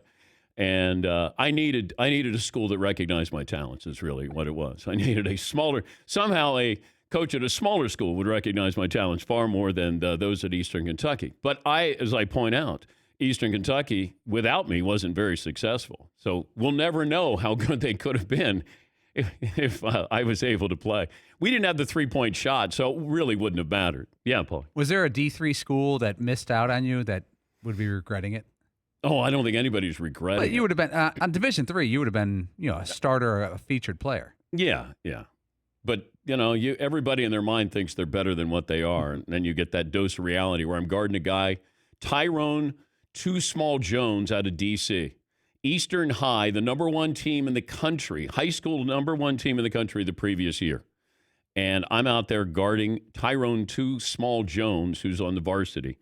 And I realized he's really fast, and I'm not. And that was a nice dose of reality. All right, some phone calls coming up. We settled on a poll question. Is that right, McLevin? Do you want to go with, would you attend a game or Yankees, Dodgers World Series? I also have one more question. Okay. Which sport do you most want to go off without a hitch? And I'm not putting NFL in there because it's so popular, but NBA, NHL, or Major League Baseball are all opening around the same time. Which one, as a fan, are you most interested in? Not you. I'm asking the people, not you, because you have a duty to follow all three. But what do you think people would answer? Run it by me again now. So you got hockey, you got baseball, you got basketball. Yeah. It'd be basketball. Because you have LeBron there, and he has a chance to win another championship. I think that NBA and NHL being in the playoffs already gives them an extra layer. It's different, right? It's more intrigue. But what's kind of lost in this, if Kawhi wins another title and does it with his third team, we're talking about celebrating LeBron, or at least I do, that he would be doing it with his third team. Kawhi would be doing it with his third team as well. Rachel Nichols will join us on loan from The Jump with ESPN. I don't know if the commissioner is going to say something to the Lakers about holding these informal team workouts and that you're not allowed to do that. But we'll talk to Rachel about that as well. And I don't know if you look at testing and you go, is this a good thing or a bad thing? The Sacramento Kings, Buddy Hield, he tested positive on June 24th. Jabari Parker of the Kings, June 24th. Malcolm Brogdon of the Pacers, June 24th. Nikola Jokic, June 23rd. A couple of unnamed Phoenix Suns players tested positive on June 23rd. So the testing is working, but is that a good thing for the NBA to go into this bubble? So we'll talk about that coming up. 877-3DP Show. Email address dp@danpatrick.com. Let me go to Mark in Las Vegas, who leads us off this hour. Hi, Mark. Hey, Dan. How you doing today? Good. Okay, my question is, do you think the NBA might have messed up? I think that they should have canceled the NBA season and focused on the WNBA season because it's a smaller league. It's have to get more eyes on it because they've been struggling the last couple of years. What do you think about that? Wait, so they wouldn't care about the NBA? They'd only care about the WNBA? Well, because the NBA season is, to me, I know how you've been saying it about the last month, that there's going to be an asterisk. I believe in that because it's going to be different than the 99 season. Reason being, 99 season, they played 50 games and then went into the playoffs. Yeah, but there's so much money at stake, Mark. And thanks for the phone call. I mean, there's hundreds of millions of dollars at stake. That's why all of these leagues are playing. They're not doing it for our morale. They're doing it for their bottom line. Hundreds of millions of dollars. People don't even know the WNBA is coming back for, a 3-week schedule. The NBA, we know about that and the amount of money. And it's playoff money that's so important for these TV partners. Bob in Ohio. Hi, Bob. What do you have for me? Hey, Dan. Thanks for taking my call. 510-180. I wanted to get your opinion, Dan, if you believe that seasoned MLB managers like Tito Francona or Joe Madden, if they'll play a more significant role in this team's success in a shortened season. How so? Well, like the decision-making as far as, somebody tests positive or, when it comes to the playoffs and things like that. Well, those are two brilliant managers, but you got Joe Madden going to a new team. Francona's been with that Indians team for quite some time. Thank you for the phone call, Bob. I think the strategy, like the philosophy of a manager and how he wants to build his team for 50 games and then go into the postseason, that will be interesting. Are you going to change your formula and go, I want a deeper pitching staff? Tampa has probably 15 pitchers in their organization who can contribute this year. And that's why you have some of these analysts saying Tampa is a team to reckon with here because of that depth. I don't know what this means for hitting. Usually pitching starts out, as having more of an advantage over the hitting. I don't know how this is going to work out since we had spring training and then things got shut down and now we start again. So, does it help to have an experienced manager? Absolutely. But I want to know if he's going to be set in his ways or he's going to change because he sees maybe there's a window of opportunity to take advantage of the depth that they have on their roster or in their farm system. Manuel in Ohio joining us. Hey, Manuel. Hey, Dan. How you doing? Good, sir. First, I'd like to thank your entire team for continuing your show during the shutdown. I still had to work, so that bit of normalcy was awesome to have. So I'd just like to thank your entire team for doing that. Well, thank you. And what I'm wanting to ask you is, how are we going to be able to social distance and have a huddle? How are we going to be able to social distance and have a mound visit? How's that going to be possible? Well, you can do that at the mound because you can stay 6 feet apart with your glove over your face. And I think that and thanks for the compliment, Manuel. McLovin, would you check on what they were talking about with not huddling up? Will other players be able to hear, can the quarterback talk to them? I saw something, and I want to give credit, but it was something about to do with huddling up in the NFL, of how they will go about not huddling up once the season starts. Yeah, see. But just the act of playing football is way more dangerous than the huddle. Yeah. I mean, so. That's true. I mean, it doesn't really, if you're getting all bloody and sweaty and spitty all over each other every single play, but then don't talk to each other in the huddle. But we were talking about this prior to the show, and Paulie brought up the fact that, when you're in the NBA, you're right up against each other. You're in football, I may hit you and then, the play is over. But I've got a shield on, a helmet on, I got pad, all of these things. The NBA, it's unless there's the pile, of course, but the NBA, it's just I'm up there guarding you, holding on to you, bodying you, face to face. Yeah, McLovin. I'm reading, it's a suggestion from ProFootballTalk.com's Shireen Williams. Why not try this where they don't have huddles, but everyone gets a radio in their ear? Yeah, that's okay. She said the NFL and the NFLPA have not considered this, or at least said they've considered this yet. But it's a great idea. Yeah, and Seaton's right. Like that's the least of their worries is, hey, we can't huddle up. But I don't know how. There's just so many things that you don't think of those things. You just go, all right, they're coming back and playing, and then somebody will bring up a question. You go, oh, I never thought of that. There's so many of those. I never thought of that. John in Atlanta joining us. Hi, John. What do you have for me today? Hey, Dan. Thanks for taking my call. 59176. I wanted to two things real quick.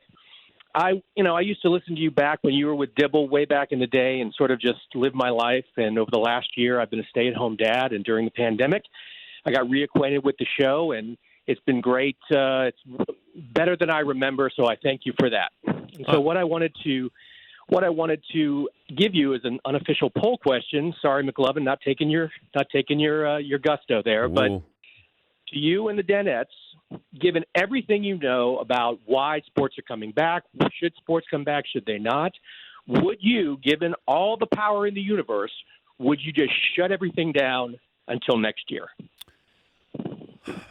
Thank you, John. Thank you for the compliment. Yeah, I would. Because I don't know what it's going to look like, feel like. I'd love to have football, in the fall. Love to have baseball now. Love to have all of this. I don't know what compromises we're going to have to make. These athletes are going to have to make. But there's so much money at stake. There's billions of dollars at stake in the NFL. There's hundreds of millions of dollars at stake in college football. Baseball, hundreds of millions. Basketball, hundreds of millions. That's why they're doing everything they can possibly do to get these sports back, leagues back. And I just think the window is pretty tight here to try to get, and I'm looking at this as from now to the end of the year. And just when you say, well, New York and Connecticut and New Jersey, what New York went through, you hope nobody else goes through that. But you have all of these hot spots now. And you have that in Florida. You have that in Texas. There are other states where they didn't have much, if anything. And now you have hot spots there. I just don't know where we're going to be in a month from now, 2 months from now. You get to September. Hot weather was supposed to take care of this. It hasn't. Because hot weather brought out it felt like the mindset, let's get outside. It's warm outside. That's what people do in normal times. But, if you have these college athletes, a lot of these athletes, teams that have a big hit, they've been at bars. Soccer teams, they got, we got some soccer teams that got hit with the coronavirus. They were at a bar. Football teams at a bar. And trying to keep 20, 21-year-olds, 22-year-olds quarantined inside, it's just not going to happen. Also, when you're asymptomatic, hey, it's not going to affect me. There are so many people it does not affect. Absolutely true. But there are so many people that it will, especially in Florida. I mean, just imagine the number of older people in Florida. And we can say, let's just go back. Let's plow through it. And that's what we're going to do. But I think for the betterment of the sports, the leagues, the athletes, their families, I'd shut it down. I've enjoyed the Premier League. I've enjoyed golf. It's wonderful. But I'm not the one competing in it. I'm not the one that's out covering it. I'm not the athlete who has to go out there. The owners are voting on all of this. The owners aren't going to be out there. Players are. Coaches are. Managers are. Bottom line, it's about money. Plain and simple. More phone calls coming up. 877-3DP Show. Email address dp@danpatrick.com. Say good morning to Chat Row. Tyler, the moderator, is handling the duties there. YouTube.com/The Dan Patrick Show. The Big German is handling those duties. He's our official director. Boys played golf yesterday. Seton went out there with the backroom guys. Yeah. You had Dylan. Mm-hmm. You had Tyler. Yeah. And Ario. Ario, yeah. Yeah, he was my partner. Any drama? No drama. Couple beers, lots of lost balls, and just a good time. Beautiful weather. So nothing at stake? No money riding on this? There was several holes that were like Tyler would say to Dylan, if you make this, if I make this, you have to chug your beer. Those kinds of things. And Tyler never made it. Not a single time did he make it. So, yeah, there were a lot of those. So right now, I think Tyler owes about, a case of chugged beers. But, yeah, it was a good time, though. It was fun. And this is a public service announcement for Chat Row. If you despise Mario, you get a chance to see him. He's going to open up my mail, and that'll be during the live look-in. Is that legal? That he's opening up my mail? Yeah, it's not addressed to him. I think that's something of a violation. I'm giving him the authority to open up my mail. Officially? Well, he's the one that gets all of the mail, and when people ask for things to be signed, Mario is always complaining that we never signed things. And then he got blamed for a guy who wanted a shirt, or I think a wife who wanted a shirt for a husband for Father's Day. Well, that was the best, coming back the day after Father's Day, and there's 2 Father's Day presents there, mostly signed. And Mario got blamed for it. So I just said to Mario, I'm going to put you on camera. You can open up all the mail, and then you take ownership with all of this, and people know that you're doing your job. So I think that's coming up. It's a new segment.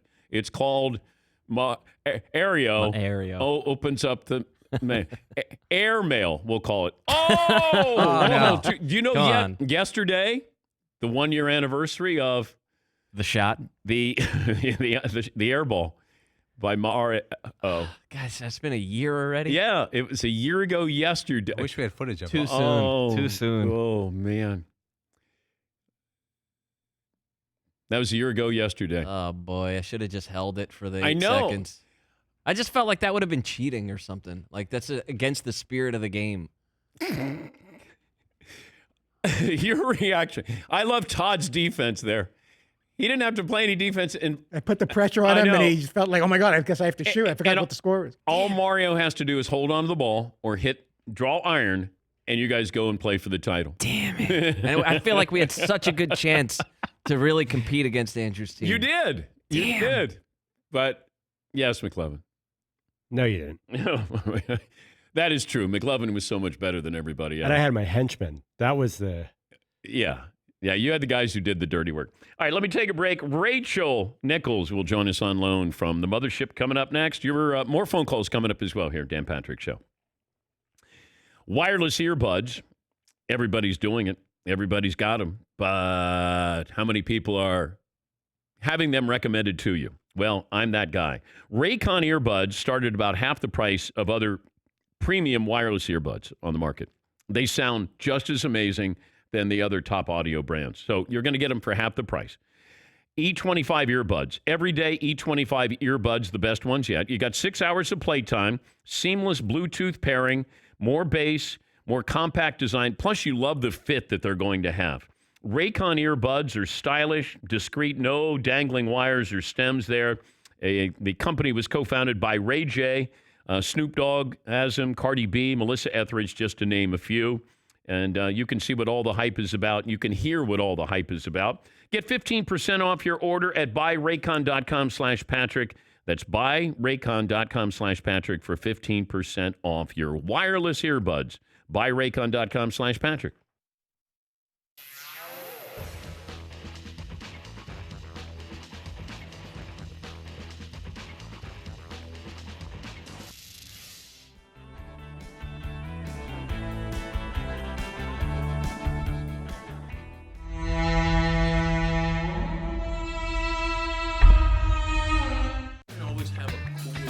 Back. Do you want to get your man? I don't know.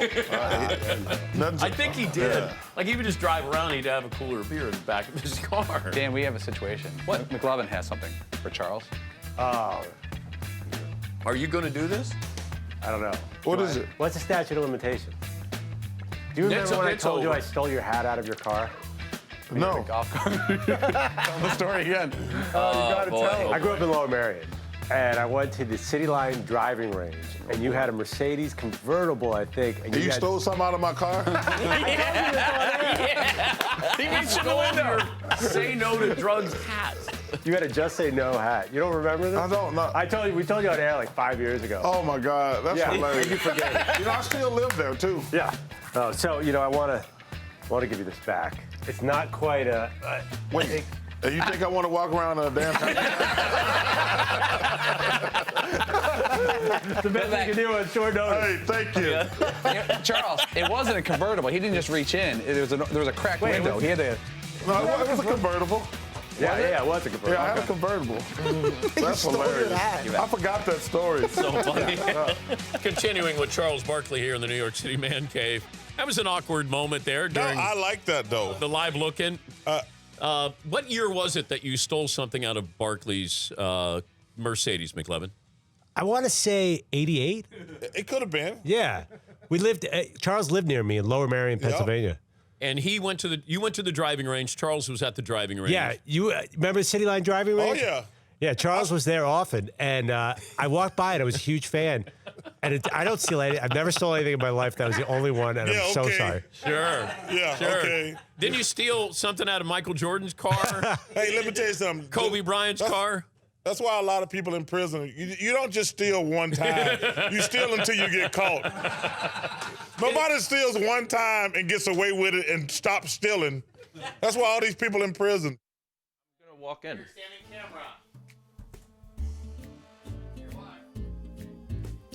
All right. Time for me to open some mail. I want to give a shout out to everybody out there except Chatrow. All right, so we got a package here from, there's no address, so I can't give them a shout out. We got many time, long time. If you all could sign this, Brian, New York. Little shirt, Captain Obvious. The only thing is, Ryan, you did not send postage or a return address. So we can't get you anything back. If you want to email us, tweet us, maybe we can help you out, but then we can get you something. I can't do anything for you, Ryan. You didn't help me out. We got some more patches. We got Burbank Police. Shout out Burbank Police. We will put this up on our cork board out there. Thank you so much. We got we got a little bit of a wedding invitation here. We're so happy for you, Allison and Josh. They request our honor. I don't know if it necessarily be an honor if we all showed up, but nonetheless, Marion, Virginia. Yeah, I don't know. We'll see what we can do there for you, Allison and Josh. What else do we got here? Another patch, it looks like. This is from Butte Silver Bow Fire department, shout out you guys. Thank you so much. I think that's Montana. I didn't know that. I looked it up. Thanks, guys. See you next time.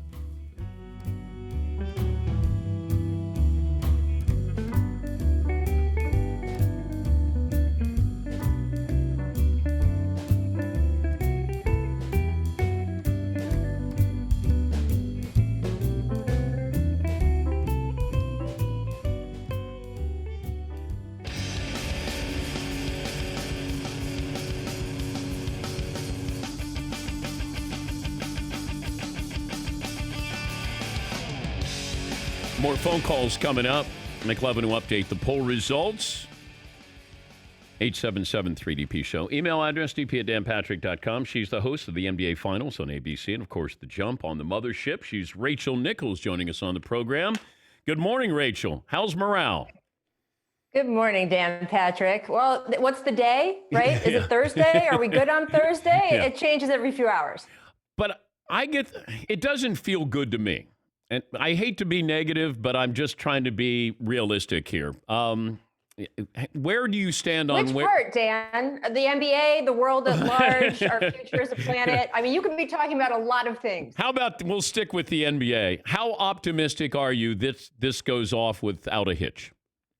I mean, I think there's going to be hitches. That's the definition of 2020. But do I think it's going to come off? Yeah, I do. I think it will. I think they can expect positive tests. They're already starting to show them. They had players start reporting this week and getting tested, and they expected a baseline of 5 to 10% of positive tests. But I do think that they have a pretty good plan of these layering within a bubble that's not actually a bubble as a way of trying to prevent people from getting sick in any kind of large number. The doomsday scenario for them, a lot of people say, oh, what if it rips through one team and that team has to drop out? That would be bad, but that is not, to me, the doomsday scenario. The doomsday scenario is that if someone gets seriously ill or dies, I mean, that will be a tragedy at personal level and, of course, something that would be part of the NBA's legacy forever. So they are appropriately terrified of that. That is why you are seeing some of the back and forth between some of the older coaches in the league and the rules about whether guys are allowed to come or not. Some pushback on whether what their rules are in place are legal or not. But that is all from the baseline fear of the worst thing that can happen is that somebody dies on our watch. And I understand that. I also look at this, from the competitive standpoint of who is going to have an advantage, maybe a little bit more of an advantage than we thought, or maybe a disadvantage because no home court advantage for the Lakers and the Bucks. So that's a big deal. It feels like maybe a team can steal, maybe not the title, but they can certainly steal a series or two here. Do you give me, handicap? Who you like, and then is there a surprise team in the East and the West? I think there will be at least one surprise team in one of the conference finals. And I absolutely think you're right that there are so many unknown elements here. You know, we talk about the 99 lockout season where they played the shortened season and the number 8 seeded Knicks got to the finals against the Spurs and actually played part of those finals without, they didn't play with Patrick Ewing. So I think when you have sort of one of these all bets are off times, anything could happen. I think teams with veterans are probably going to do a little bit better. I think they understand how to sort of tame the boredom and how to stick to their routines. Those are lifelong routines. They're not as distracted by other things. And a lot of it is going to be luck, which happens, by the way, in any NBA season. Ask the Golden State Warriors last year. We will possibly have important players missing key parts of series. And I think the NBA is hoping the fans start to treat, if someone is on a coronavirus quarantine, that it's kind of like getting injured for 2 weeks. We'll see if people actually feel that way. But I do think that, look, no one's excited about having an NBA championship in the middle of a pandemic. So I'm not looking for a silver lining here. But I will say what I love the most about sports in general is I don't know what's going to happen. I love big comic book movies. It's one of my favorite things. But when I go see an Avengers movie, I know the Avengers are going to win. Like that is I'm entertained when I go see a movie with The Rock. I know The Rock is going to win. No matter what happens with all the explosions, the Fast and the Furious guys are going to win. It's entertaining. But when I go see a sporting event, especially a big one where I don't know what's going to happen, I don't know which team is the Avengers. I don't know who the hero is. I don't know who the villain is. And I think that's going to be more true in this NBA than we've ever had before. And I think that is going to be a little bit exciting. I like the Rockets. I either I'm either all in or not. Like, I think they're going to be either really good or they're going to, bow out quickly here. And I don't know why. It just feels like that system, that style, those athletes, and if you're maybe it comes down to who's in the best shape, like physically in the best shape and doesn't have any positive tests here. I don't know what you think of the Rockets' chances. Yeah, well, look, I think there are teams where this break, and by the way, this break is going to be longer than most off seasons, that this break is really going to help them. And the Rockets are one of them. And the fact that it's going to be a short regular season before we go into the playoffs is going to help the Rockets too. You have James Harden and PJ Tucker, who both look like they were running on fumes before the NBA shut down. And especially because the Rockets had decided to do this, they're calling it micro ball. It's like whatever's smaller than small ball, means that PJ Tucker was playing all those center minutes and really getting beat up by guys who are 5 or 6 inches taller than him. Well, he's just had 3 months rest. Yeah. James Harden, who has famously run out of gas in playoff series, has just had 3 months rest. And the idea that teams were going to see this micro ball, this new style that the Rockets adapted really just a few months before the shutdown happened, that the teams aren't going to get that much film on them before they go into playoff series. So I think the Rockets it's a good pick. They're one of those teams that could end up really benefiting from this unusual situation. The Philadelphia 76ers are a team that are definitely going to at least get a better leg up than they would have because Ben Simmons and Joel Embiid were hurt, right, when the shutdown happened. So the fact that those guys are going to be healthy and that Joel would have had, again, he's the guy who gets beat up through the season, will have had a few months off to rest. That can only help them. Now, of course, they were a team that was really dependent on their home court and their home record, and they're not going to have that. They're going to have like a couple guys in the stands doing golf claps for them. That's it. Rachel Nichols, host of NBA Finals on ABC, The Jump on ESPN. The loss of Avery Bradley means what to the Lakers? I think it's not insignificant. The playoffs are a slog, right? I mean, a lot of who wins the NBA championship is about what kind of depth you have. And they just took a pretty big hit to their depth. Avery Bradley started 44 games for the Lakers this year. And when he's the closest defender to a guy and how that guy is shooting, it's one of the stats that the NBA keeps now. He's actually the best in the league at defending the three. Guys' effective field goal percentages against him are the lowest in the league. Now, Alex Caruso is also on that list in the top 5, so that is of some solace. Kentavious Caldwell-Pope will also be able to fill in some minutes for them. They're talking about adding J.R. Smith to the roster, which, it's not going to be boring. If you're LeBron James and you're in the bubble with J.R. Smith, Rajon Rondo, Dion Waiters, JaVale McGee, I mean, the list goes on and on. This team, that's club quarantine right there. I know that we loved, and I've been on this bandwagon, this kick, that it feels like if you don't like LeBron, you're going to attach an asterisk if he wins the title. And it's not, I think it's going to be harder for a team to win a title this year. It'll be harder for LeBron to win a title because everybody's back to, they're playing, it's a level playing field here, Rachel. And I'm like, no, to the contrary. He should get more credit if he's able to win another title here with the Lakers. Where do you stand on this? I'm not a big fan of the asterisks anyway for game conditions. Now, talk to me about the Houston Astros, and I might have a different conversation. But when it talks to like what teams are doing on the court, I don't think we get to hand out asterisks because every slog to a championship is its own journey. And if it was so easy, then the other 28 teams would have gotten to the NBA Finals. I mean, you can't say that. Oh, that was a cakewalk. Well, how come not everybody else did it? I think there are years you have injuries. I certainly would never ascribe an asterisk to this last year's Toronto Raptors team, but they did play a Warriors team in the finals that was very different than the Warriors teams that the Cleveland Cavaliers faced in the previous couple of years. That doesn't mean that the Raptors didn't goddamn earn that title with the daring move Masai Ujiri made and getting Kawhi Leonard and all the ways that Nick Nurse integrated that team and the gutty performances of Kyle Lowry. I just don't think any of these teams get asterisks no matter who they're playing. And I certainly agree with you, Dan, that whoever wins this NBA championship, it is going to be like an episode of Survivor, because not only will you have to get through all of these crazy obstacles, it's going to be bizarre being on that campus, starting with 22 teams. And after 3 weeks, half the guys leave. And then it's halved again the next couple weeks. And then it's halved again. People are being sent off the island. And there you are, last man standing. It is going to be not just a physical, but a psychological warfare situation. Times have changed at the mothership. I don't think I could get away with that language when I was back there doing SportsCenter. Man. Man. Well, we're a little more fast and loose here. What can I tell you? ESPN Blue there is what I had. I don't know if you got caught up in any of the lists that come out in top 10 and top 5, but the thing that I brought up whenever these lists come out, who do you see that maybe is going to be a top 5 all-time player or top 10 all-time player? Steph Curry's already on the cusp, and then we're going to take out some of these older players.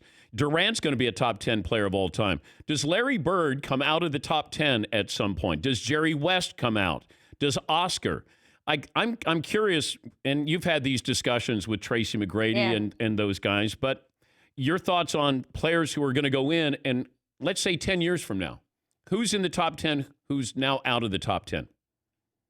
I know that even you mentioned the network I work for. I mean, they make their bread and butter on those lists. So this is going to be an unpopular comment. I'm not a huge fan of those lists. I'm right there with you. So much, right? Depends on who you saw play. I'm going to be honest, I did not watch Oscar Robertson play, Dan Patrick. So, I've been lucky enough to interview him. I've spent time with him, but I did not watch him play basketball. So when I am trying to make an educated comparison between him and some of the guys of today, I can't pretend that I could do that. And neither can anyone else who didn't watch him live, because we don't have the kind of footage that we have now. Yeah. And it drives me crazy. And then it also drives me crazy that people have these arguments about, well, so-and-so is a top 10 guy. And to your point, okay, well, who are you taking out? And so many people, when they love to have these arguments, don't want to have the second part of that argument about who they're taking out. I know. It'll be like, such and such should have been in the Pro Bowl. I say, okay, who are you taking out? You can't have who, right? 50 guys in there, but I think Durant will be a top 10 player. Steph Curry's going to be a top 10 player.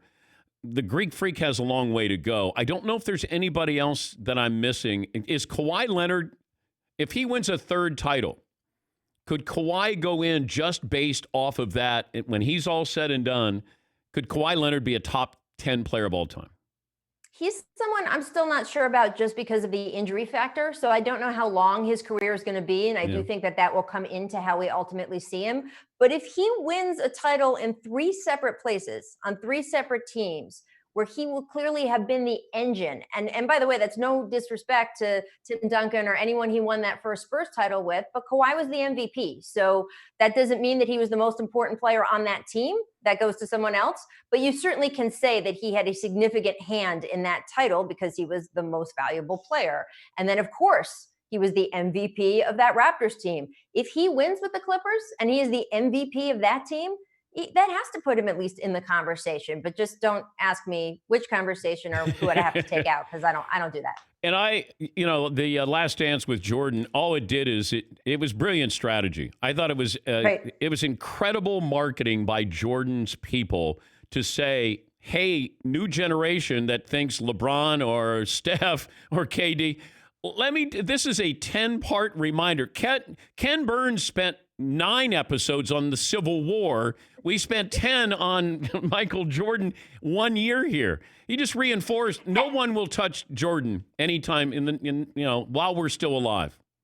Yes, and Ken Burns did not give either Abraham Lincoln or Robert E. Lee editing rights, which is basically what Michael Jordan got. So that is even another issue. Well, I mean, look, it wasn't a secret. I know. It's not a secret. I love that Sam Smith said, I said, what'd you think of the documentary? He said, it was based on a true story.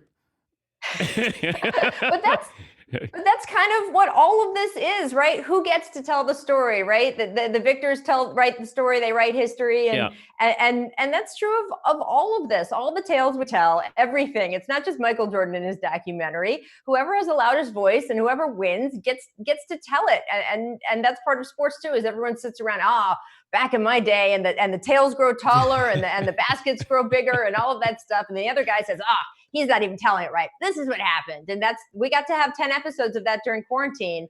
I will say, and you know this, Dan, because you covered Michael Jordan, I was thrilled that people got to see a little up close of the Michael we know, where he would just do these drive-by assassinations of people in the context of someone.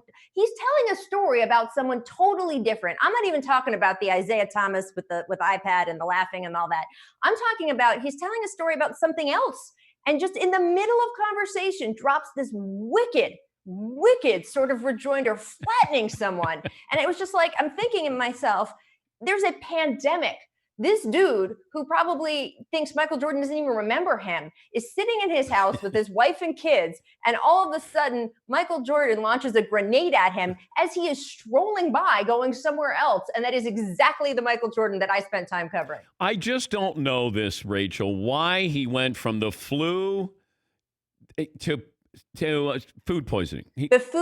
The pizza food poisoning game that doesn't have the same ring to you? Is that what you're saying? I think it's air sickness. I think it's altitude sickness. It's something like I joked sort of that Air Jordan can't get altitude sickness. Like it would be bad for the brand if that were the case.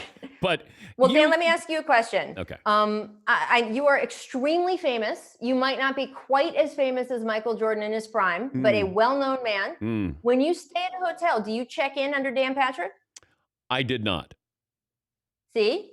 So do you really think, this is the part of the story I have a problem with, that Michael Jordan was in his hotel room under the name Michael Jordan and then ordered a pizza under the name hi, this is Michael Jordan. It's the NBA Finals. I'm playing for the other team. I would love a pizza. Could you come deliver a pizza to Michael Jeffrey Jordan? Yeah, that's with an M and then a J. And right. Okay, great. And then he orders this pizza that everyone knows it's him, so they know to put something on it. And then the five guys show up at the door, but that's not something that's noted or remembered at the time. And by the way, you think that if there were five guys at the door, we wouldn't have five guys with book deals right now bragging about it? I poisoned Michael Jordan? Come on. The five guys showing up to deliver the pizza and, stay with the flu. You had the flu. That's it. That's all you got to do. It was all the good. I flu did like game. when he said the line in the doc, I ate the whole pizza. Well, he used to spit on it so nobody got to eat it. That's what Jordan would do. He'd spit on the pizza so nobody got to eat any of his pizza. If he got up to use the bathroom, he didn't want you eating any of his pizza. God, he's even competing about eating pizza. That's good stuff. Hey, I hope you're well. And are you bubble worthy? Are you going to the bubble? We're still working out our bubble plan. I do have a question for you though before I go. Okay. I didn't know if you were getting any ideas from the NBA's protocol in Orlando, and I didn't know if any of the Danettes were going to have a snitch line on you, or how this was going to work, if you were going to take any tips and what that snitch line would be. I have questions. You mean the Chris Paul line? I am not saying that, Dan. It's not. I'm divorcing myself from this part of the conversation. Well, then I can't answer your question if you're not answering my question, Rachel. It's quid pro quo. You know that. Hey, it's Don't great. worry. I'll run the snitch line. I'll find out from the Danettes. It's great to see you, and thanks for joining us. That's Rachel Nichols, host of NBA Finals on ABC, The Jump on ESPN. We'll take a break. We're back after this in the Dan Patrick Show.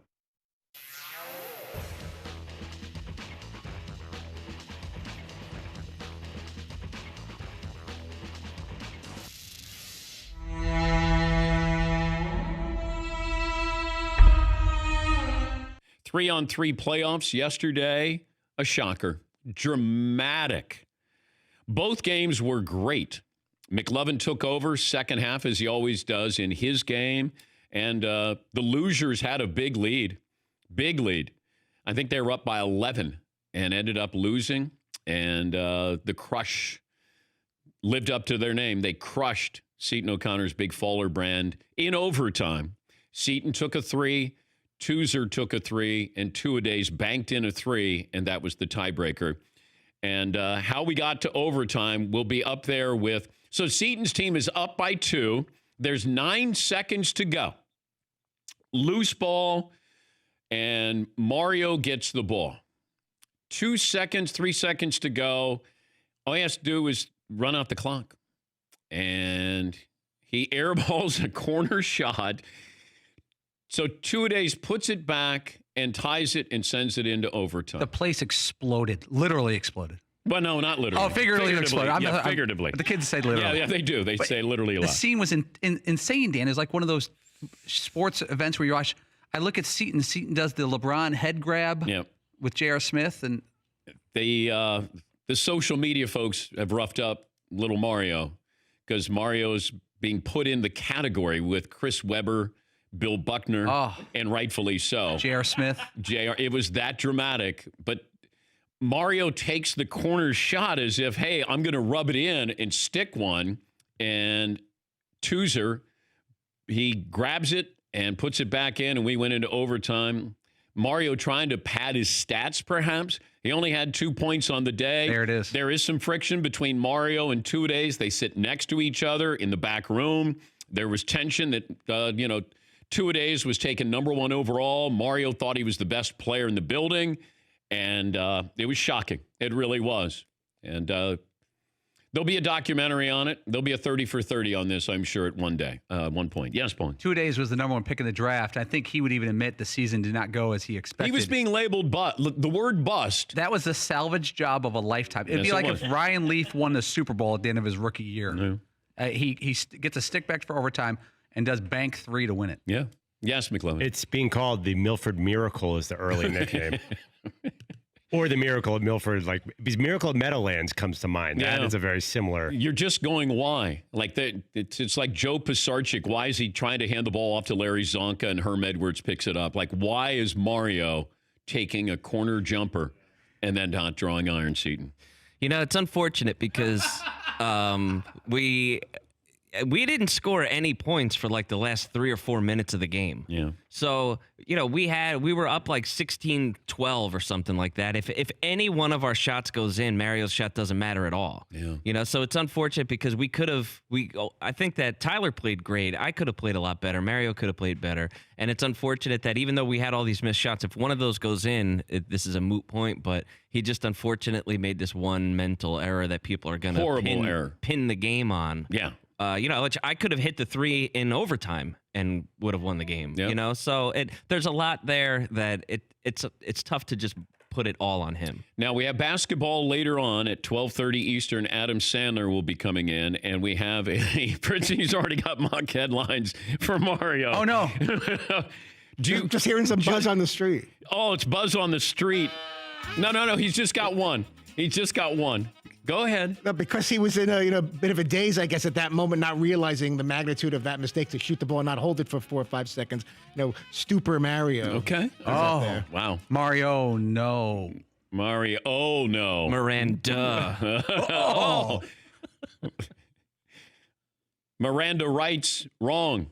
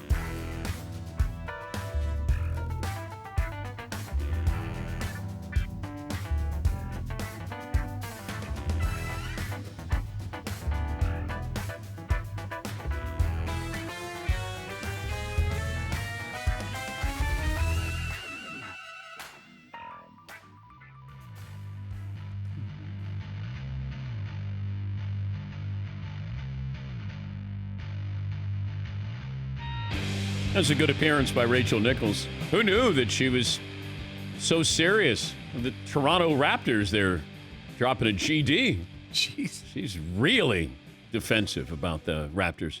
Yes, McLovin. By the way, we all think there's an asterisk there, right? Oh, no. Come on. That was one of the bigger asterisks. The Rockets being the ultimate one, that Raptors team the second ultimate one.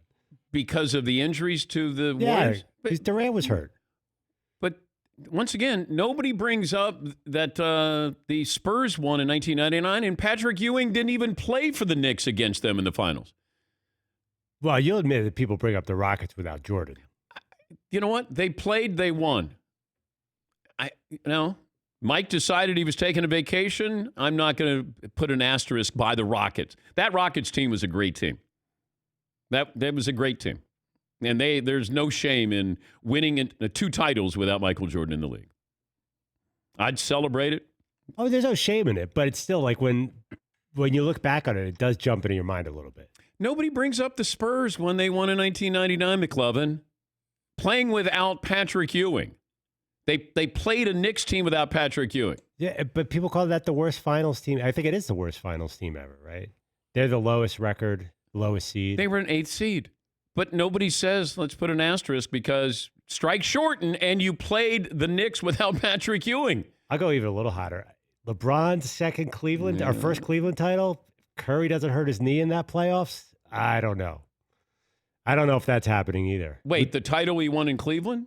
Yeah, when Kyrie got hot and LeBron played great. Didn't Curry miss like 2 series that postseason? Yeah, but it's about survival of the fittest, man. Well, the reason that the Raptors are such an asterisk, because if Durant, like they probably weren't the best Western Conference team by the time they're all beat up. The Rockets might have beaten the Raptors. You know, that's what people say. All you can do is beat the team in front of you. That's it. And also, Kawhi's jump shot against the Sixers is where I'm really coming from. Bounced in like 7 all over the place. And it eventually went in. And now even you're jinxing my Sixers. You mentioned them as a team that had potential to win it all. Well, they have the talent. My problem is they can't win away from home. They can win at home. They can't win away from home. Nick in Florida is back with us. Hi, Nick. What do you have for me today? Hey, Nick. See you, Nick. Michael in Florida joining us. Hey, Mike, what do you have for me? Hey, DP, thank you for taking my call. Sure. I just wanted to say that, to start off, I think if there's ever a year you guys deserve the Emmy. Throughout this pandemic, you have separated yourselves from the rest, from the content to the guests. You guys have definitely been an A+ and have helped myself throughout the pandemic, so I appreciate it. Wait a minute. Hold on, Michael. Paulie has a question. Yeah, but we're still waiting on the nomination for 2019. So are you saying we deserve it for 20 and we get it next year, or do we deserve the one that we worked on from last year that hasn't been given out yet? I think you deserve it every year, Thank you. Specifically 2020 with the pandemic that we've been dealing with for sure. All right. I'm a daily listener down here in Florida on the beach, so I appreciate you guys every single day. I did want to ask you what you thought the chance was of either the NBA and or the MLB not even getting off the floor, not even starting up the season based on these spikes in cases and I think we're going to have it. It just feels like they're going to force it. They're going to force it through. Thank you, Michael. Thank you for the compliments. There's just too much time, money invested in this, too much money at stake that they're going to push it through somehow, some way that they're going to be able to pull this off. And I think once you get in the bubble, my concern is once you're in the bubble, what about the people who aren't affiliated with the NBA, who work there, who then come in and they're cleaning rooms? They go home. They're not quarantined. They don't stay in the bubble. And making sure everybody's tested. I'm trying not to do the doomsday approach to this, but man, it's just hard not to be a little pessimistic with all of this.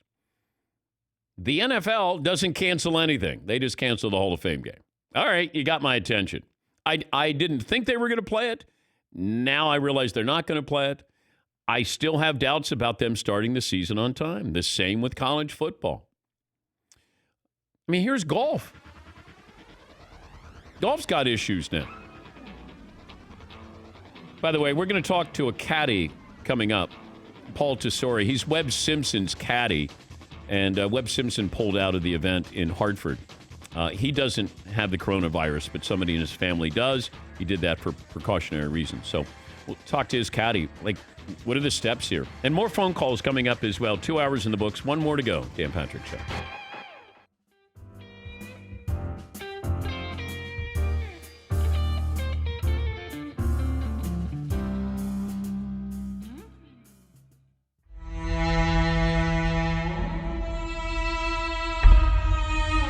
Let me get the full background introduction here. I used to work at CNN, and I believe at 5:30 every day on ESPN, Up Close would come on. Right. And it didn't matter who Roy was interviewing. I watched and listened because I wanted to see how we got from point A to point B. And so I learned how to be a better interviewer by watching you on Up Close. And it's your questions were brief. You got to the point. And people always say, oh, Roy makes people cry. And I went, Roy didn't make that many people cry. No. But he did elicit responses that you wouldn't get anyplace else. Right. People weren't trying to hone their craft at interviewing athletes. And you would bring somebody in, even if I wasn't interested, I was interested after you were done interviewing them. Well, So, I appreciate that, Dan. But first of all, we actually put a clock on it, a number on it. 25 people cried out of 5,000 shows. But the ones that people remember are the shows where people cried. And when Rodman cried, that's when Cameron Crowe called us and they wanted to do the scene from Jerry Maguire. Originally, Rodman was going to be Rod Tidwell. People don't know that. Wait, Rodman was going to play that role? He turned down the role. He was going to play Rod Tidwell. So Cuba Gooding. So I got to tell you a quick story. So we get to the show, they get to the movie. We're in the Sony studios. I meet Tom Cruise, and he's a big sports fan. Stock car racing, big race. He says, you got to go to see Cuba. I said, well, I live from Miami. I live near Cuba. He goes, no. Cuba. Now, Cuba Gooding was not a star at this point. Yeah.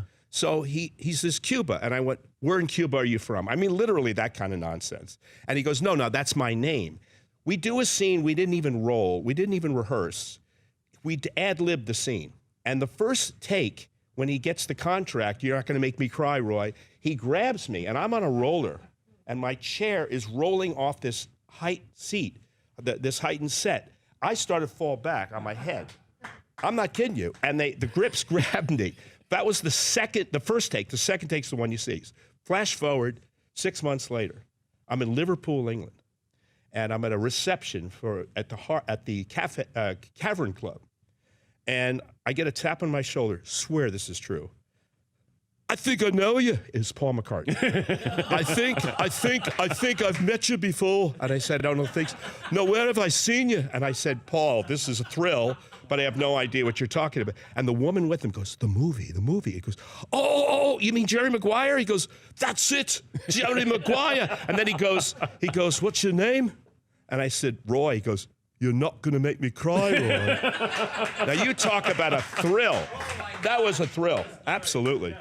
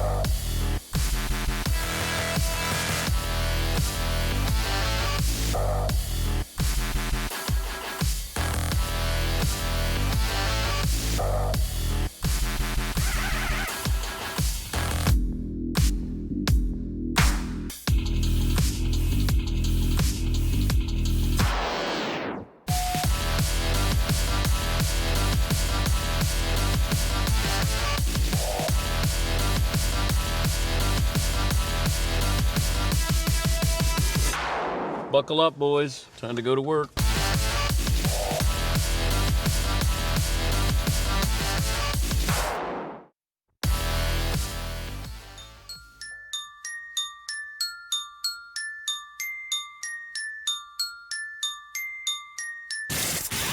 Welcome to the Dan Patrick Show. We go from 0 to 100 miles an hour with no brakes. NASCAR alerts us they have found a noose in Bubba Wallace's garage.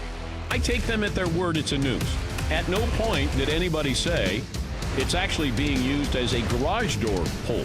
Bubba Wallace was not the target of a hate crime. Bringing you the biggest stories and the best guests. He's Bubba Wallace, driver of the number 43 Chevrolet. I had actually talked to my crew member last night again, and he walked up and down the garages to see if this was the same thing. And he said that every other garage pool had no knock. And the picture I got, Dan, was simply, in fact, a noose. Dan Patrick. Broadcasting from the Mercedes Man Cave. The guy just seems exhausted. The guy just wants to race. This is Dan Patrick. Oh, just got official word.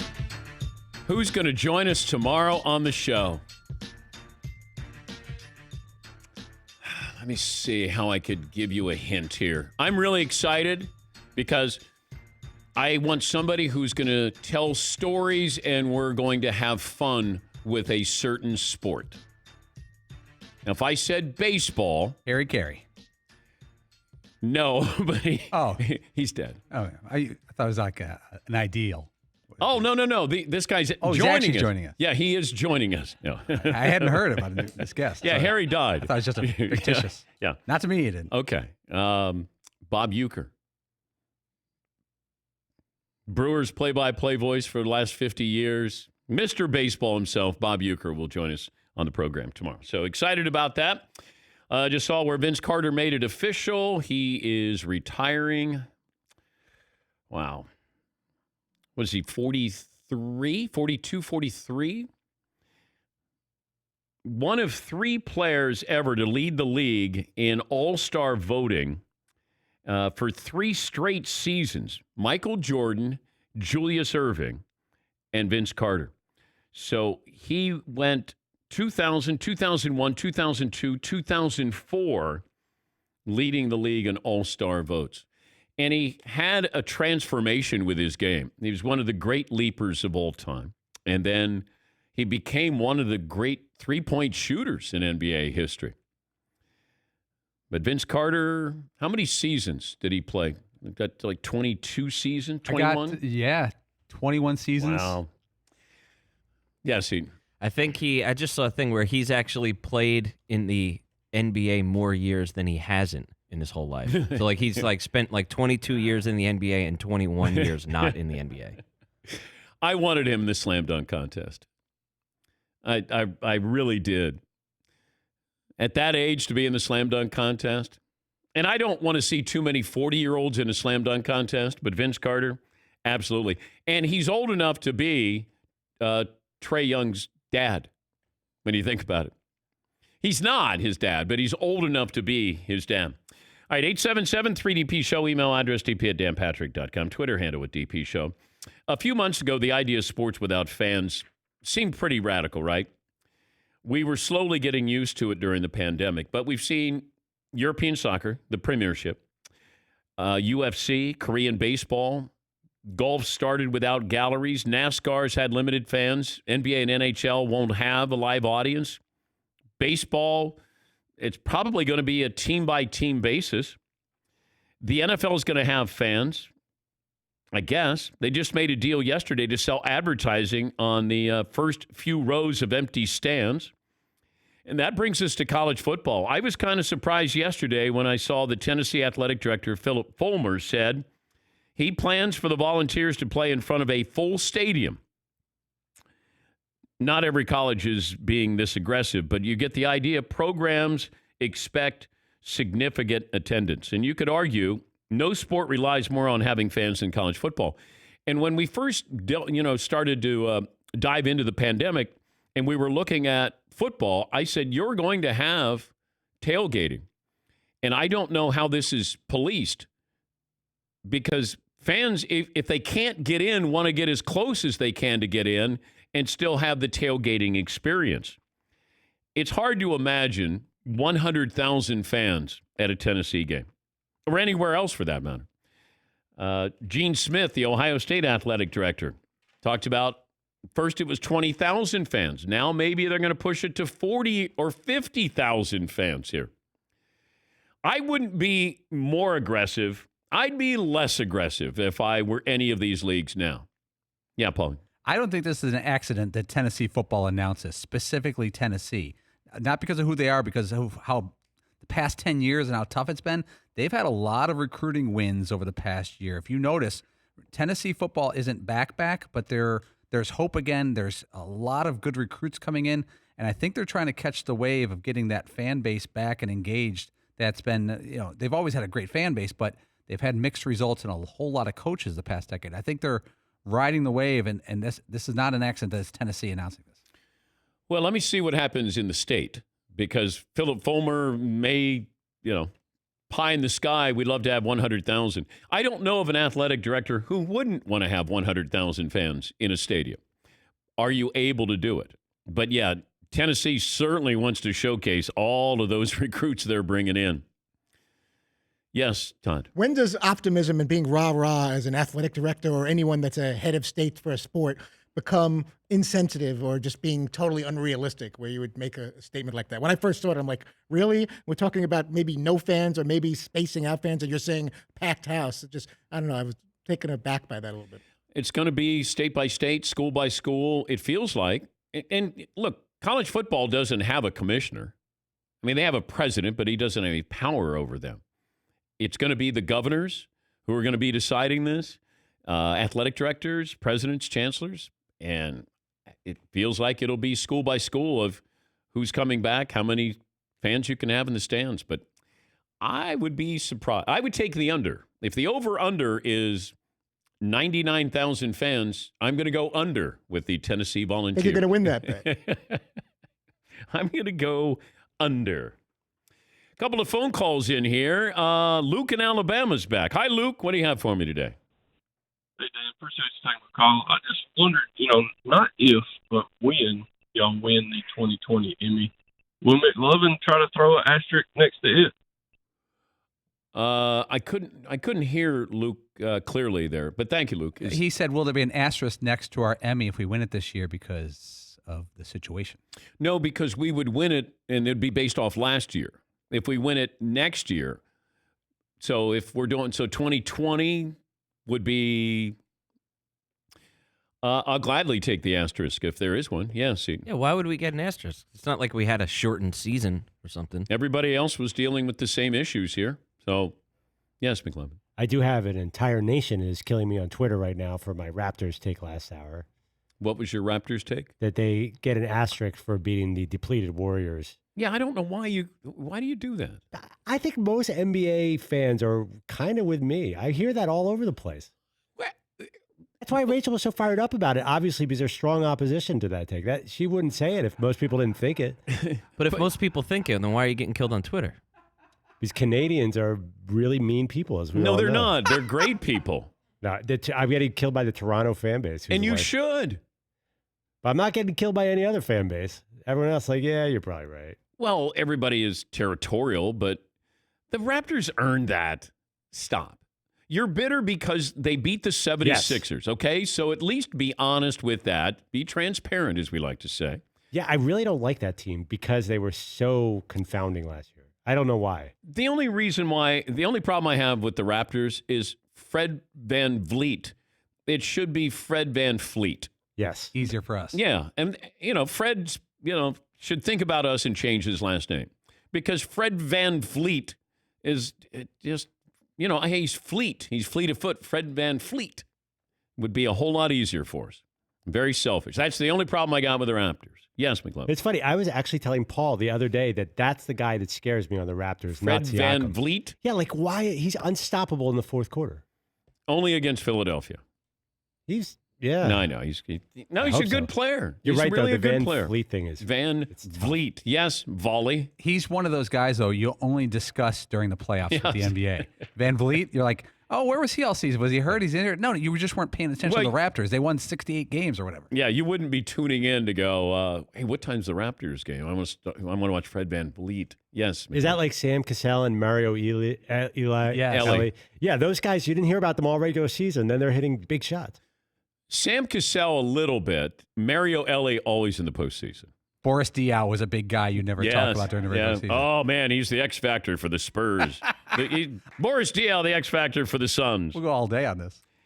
I'm not a big fan of LeVar Ball, but, sometimes I like to give him a little airtime. And you got Lonzo and LaMelo's dad and LiAngelo. Don't forget about him. But he was on the Say Less podcast, and he was talking about his talented son, LaMelo, and could be the number one pick in the draft. Here is LeVar Ball on that possibility. That's the part I don't like about the Golden State. They got, Clay and the other guys, and now you want to put Melo in that mix to say you got to follow these guys. Melo ain't no follower. It's just like, man, he don't need to do what they do. Let him do their thing. There's a reason you looking at my son. He's talented and can play the game. It ain't that hard. Dude, open, pass it to him. You open and you've been working on your shot, shoot the ball. The fast pace is good. But don't be like Melo got to wait his turn and wait 2 or 3 years to go by and talking about he got to learn from the veterans. Ain't about that. Can he play or not? So now he's dictating where he wants his son to go play so he can go in and establish himself right away because he doesn't want to go in there and be second, third, fourth fiddle to all the players on Golden State. He's a talented player. Might be the best player out of the family. Lonzo is developing into a very good all-around player. LaMelo has a higher ceiling, it feels like, because, first of all, he can shoot a little better. But he's got size, athleticism, and let him go to the Knicks.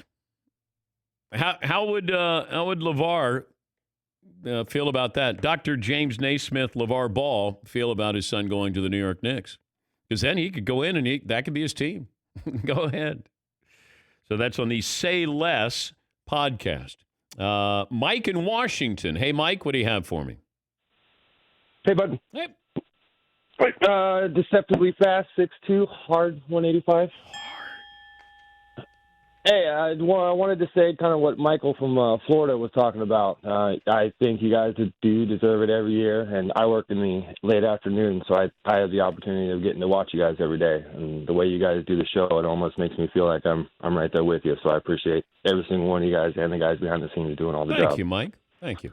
So I wanted to say what you kind of two things. What you thought about, I know they got some work to do once it gets started, but how you think the Portland Trailblazers are gonna rock when they get in, if they have a chance to knock some teams off. And also, I don't know if you said it earlier on the show or not, but I was wondering who won between Seton and everybody yesterday, and if there's a balloon launcher on the way. Thank you. They had a friendly yesterday. They played golf and had a friendly. I don't know that anybody won. Yeah. You know what I mean? Well, I saw it firsthand. Yeah. Last time, no one won that. They it was just Ario lost that. But yeah, they had a friendly yesterday. I saw this article. David Sampson. He used to be a baseball executive, McLovin. Yeah, he's now with CBSSports.com. And he's got a podcast called Nothing Personal with David Sampson. And he's got a lot of opinions. And he talked about the Lakers being able to work out privately. And you have a billionaire who has a court that is actually, it's the Staples Center, basically, the floor itself. And they go there and work out. David Sampson talks about the severity of this, saying it's a violation of the NBA rules that you're not allowed to work out with your team during the coronavirus pandemic. Sampson emphasizes the severity of this. If it turns out to be true, he defends his take by explaining the importance of an even playing field. He says the following: if you're the NBA, you've got to look into this. To me, this is as serious as PEDs. This is as serious as sign stealing by the Astros and the Red Sox and the Yankees and every other team. Now, before you take this as a bad take, let me explain why it's not. The whole point of PEDs and sign stealing and why it's an issue is that what leagues try to do is make sure there's a level playing field where the biggest differentiating factor is the talent of the athletes and the talent of the front office. So what David is saying is if the Lakers got together for a couple of practices, that somehow equates to the Astros stealing signs for an entire year or more and winning a title. And also, if you use PEDs, that is somehow equivalent to the Lakers with a secret practice where they got together. I think that's a little bit of a stretch there by David. But his job was to get my attention. And he did. So I'm sure that it's a violation of rules with what the Lakers are doing. I don't know if other teams are doing it. You know why it's a big deal? Because LeBron is the one doing it. If the Blazers were doing this, would David Sampson have written an article or said this on his podcast? The answer is no. It just comes down to LeBron. Oh, my God, he's getting an advantage. That's just like Barry Bonds using steroids, hit 73 home runs for the Astros to win a World Series time. No, it's not. And I'm guessing there are other teams who are working out privately. Just guessing. And you know what? You better be. Yeah, Paul. You know, the NFL and the NBA both have rules about private workouts and trying not to do any until it's official. Do you think, guys, and I'm being rhetorical almost here, that like Brady and LeBron know, what are they going to do? They're not going to suspend me. They can't suspend me. I bring in the dough. LeBron knows he could have 10 private workouts and the NBA can publicly address it or call him publicly, but he's not going to stop him because they're not going to suspend him. What are they going to do? Fine the organization $1 million? Super. Yeah. And Brady knows that he doesn't have time on his side. And he's going to take the hit. You may not like it. The leagues may not like it. You may not like the look of it. But these players know that they're measured by championships. And they had this opportunity. LeBron working out? Okay. Privately? Okay. Brady's not even doing it privately. You got helicopters going over watching where he's working out. So if this wasn't LeBron or Tom Brady, then it wouldn't be an issue. Yes, McLovin. Bucks had some positive tests too, so they're getting a lot of. It is a little bit. It does feel like Brady. Does it feel like he's flaunting the rules a little bit? Yes. Yeah. Yes. Absolutely. Which, I mean, I assume he'd prefer this was private. I don't think he likes helicopters above. Yeah, no, obviously. No. I mean, you had media hanging out in, the bushes and trees when he first showed up. I understand why there'd be concern here. But if then do something about it. If the NFL has a problem, then do something. If the NBA has a problem, then do something. But you're going to have to do it to everybody else. You can't pick and choose and say, the Lakers are getting an unfair advantage, because I don't think just the Lakers are working out together. It's just we care more about the Lakers, and that's the big reason why this is a topic. All right, we'll take a break. When we come back, he is the caddy for Webb Simpson. Webb Simpson just pulled out of the Greater Hartford Open, and I'm going to talk to Paul Tesori because he's caddied for a long time. He was Vijay Singh's caddy. I just want to know what the guidelines are, the new rules are, and how concerned is he, that the PGA Tour could get shut down here. So he'll join us coming up. We'll take a break. More phone calls as well here. Bob Uecker will join us coming up tomorrow at this time. It'll be fun just to talk baseball and have some stories and have some fun. 19 after the hour. This is the Dan Patrick Show. You check things all the time, like your email, your Instagram. What about checking something as important as your credit? Discover makes it quick and easy. Best of all, it's free. Discover's now offering FICO credit scores, the score used by 90% of top lenders, and doing so for free. Even if you're not a customer, checking your score won't hurt your credit, and you can check each month for changes. The Discover Credit Scorecard is free for everyone. You can learn more at discover.com/credit scorecard. Discover.com/credit scorecard. Limitations apply.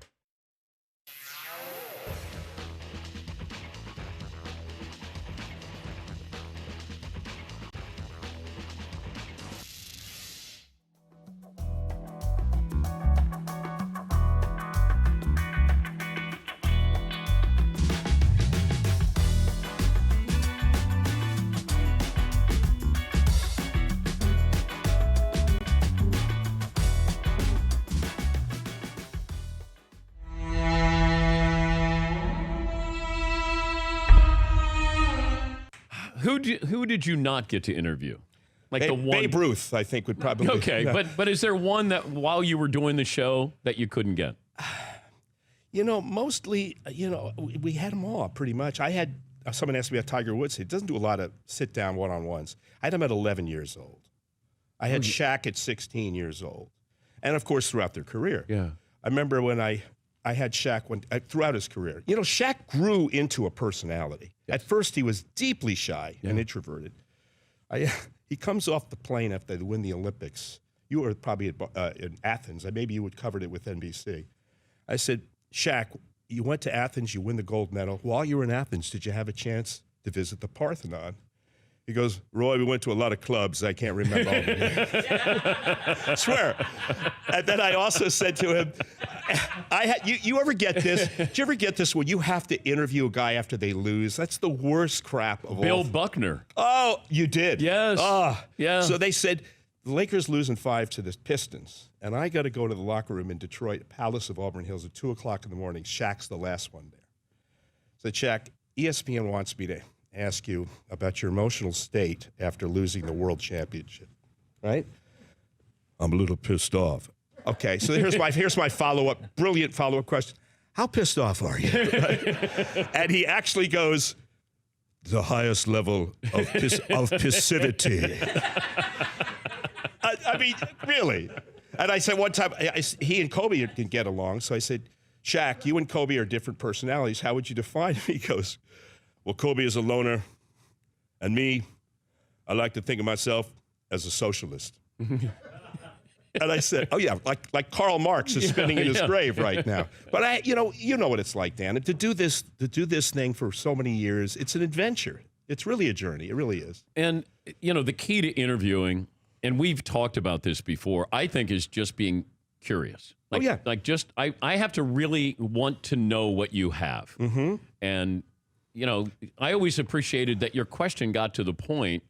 Brevity is so important in the question. Yep. Because I don't care about my question. People go, oh, you got great questions. I go, how are the answers? The answers are all that matter, man. Yes, because then your questions are better by the answers you get. And the other thing, Dan, is when you get people who come to play, you know what that means. People who really want to do your show. Who is the one guy that you just said, this is served on a platter here for me? Charles Barkley. And Yeah. how many times have you had Charles? Many. This is a natural. I one time had, I don't know if you have a picture of this, they may put it in. I interviewed Olajuwon and Barkley together because I wanted to show how two completely different cultures can come back together. And I said, gentlemen, Hakeem, Charles, here's an offbeat question. Do you believe you're going to go to heaven?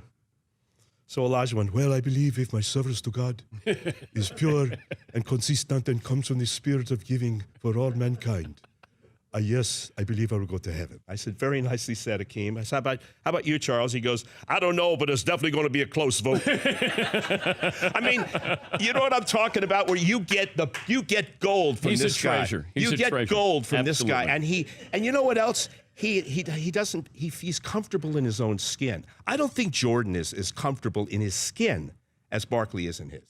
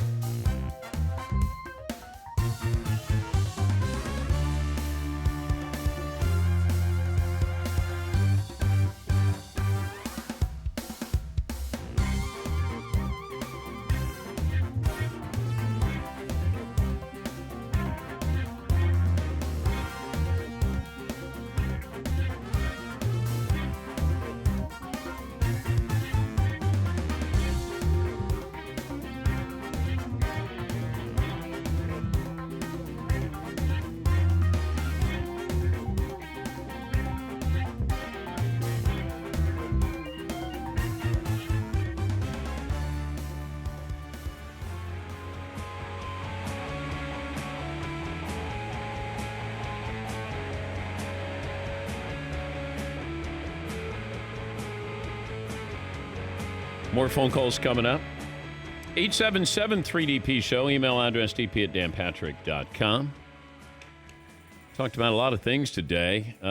We saw yesterday PGA Tour taking some action. What's happened in the Greater Hartford Open, where you've had some players and caddies who have left the tournament, and that includes Webb Simpson, and his caddy is Paul Tesori, who joins us now on the program. Paul, thanks for joining us. So what happened? How long were you in Hartford, and when did you realize that your week was going to end a little sooner than you expected?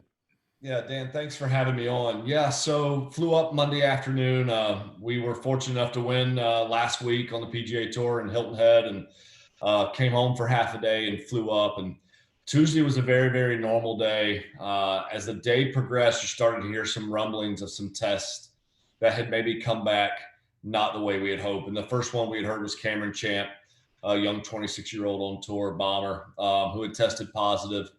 And so he was out of the tournament.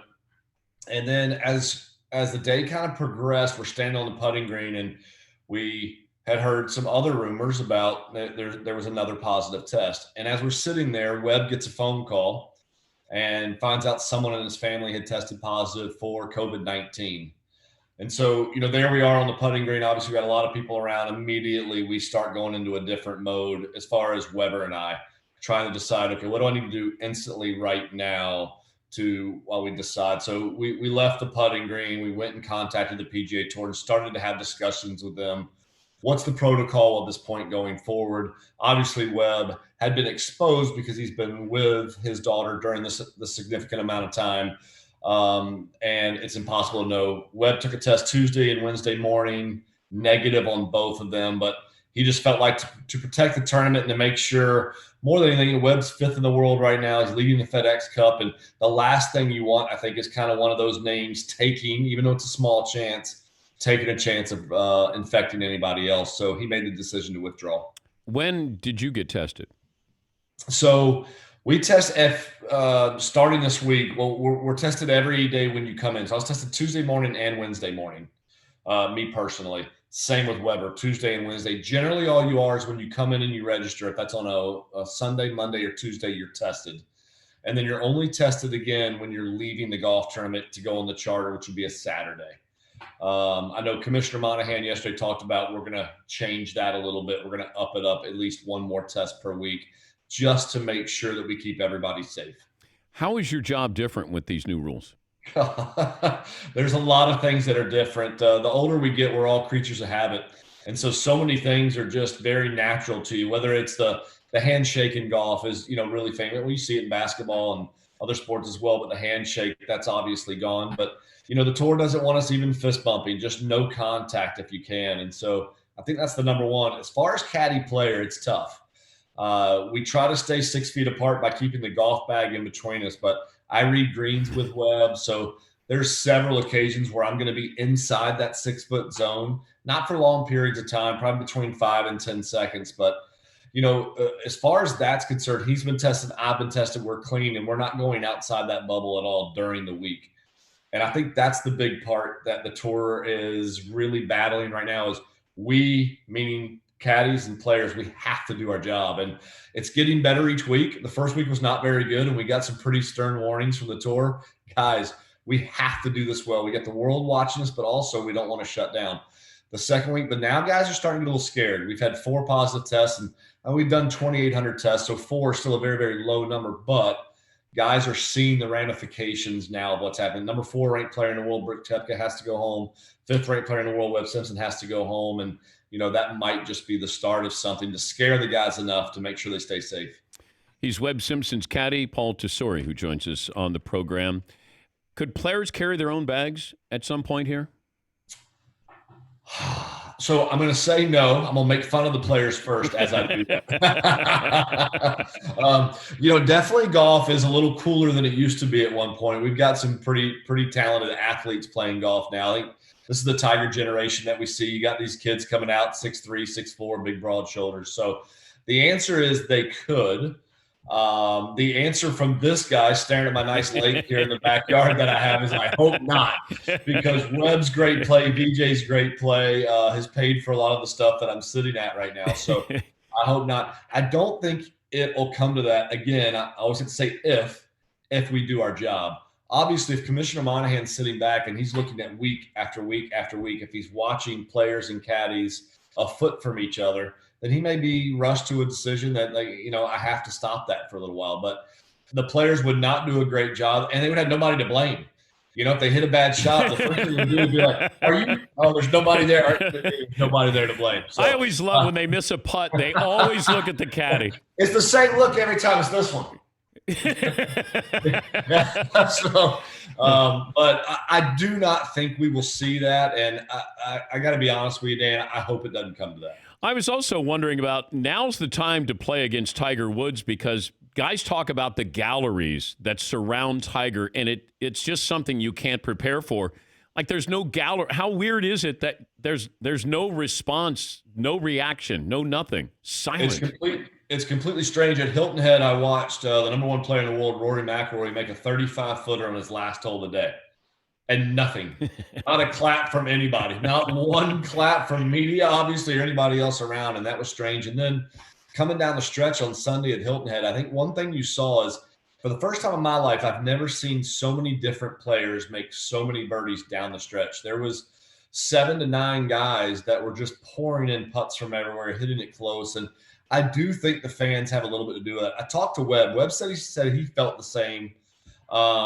While I understand him meaning that, I do think there's a difference if you're coming down the last 3 holes with 50,000 people yelling and screaming versus no one. There has to be a little bit less of a physical response to that, and I think we saw that by the caliber of play down the stretch last week. What's your favorite Tiger Woods story? Oh, I got a bunch of them. I'm the Tiger Who guy that wore the stupid hat, and so he had a field day with me. Wait, explain that. Explain that. Yes, okay.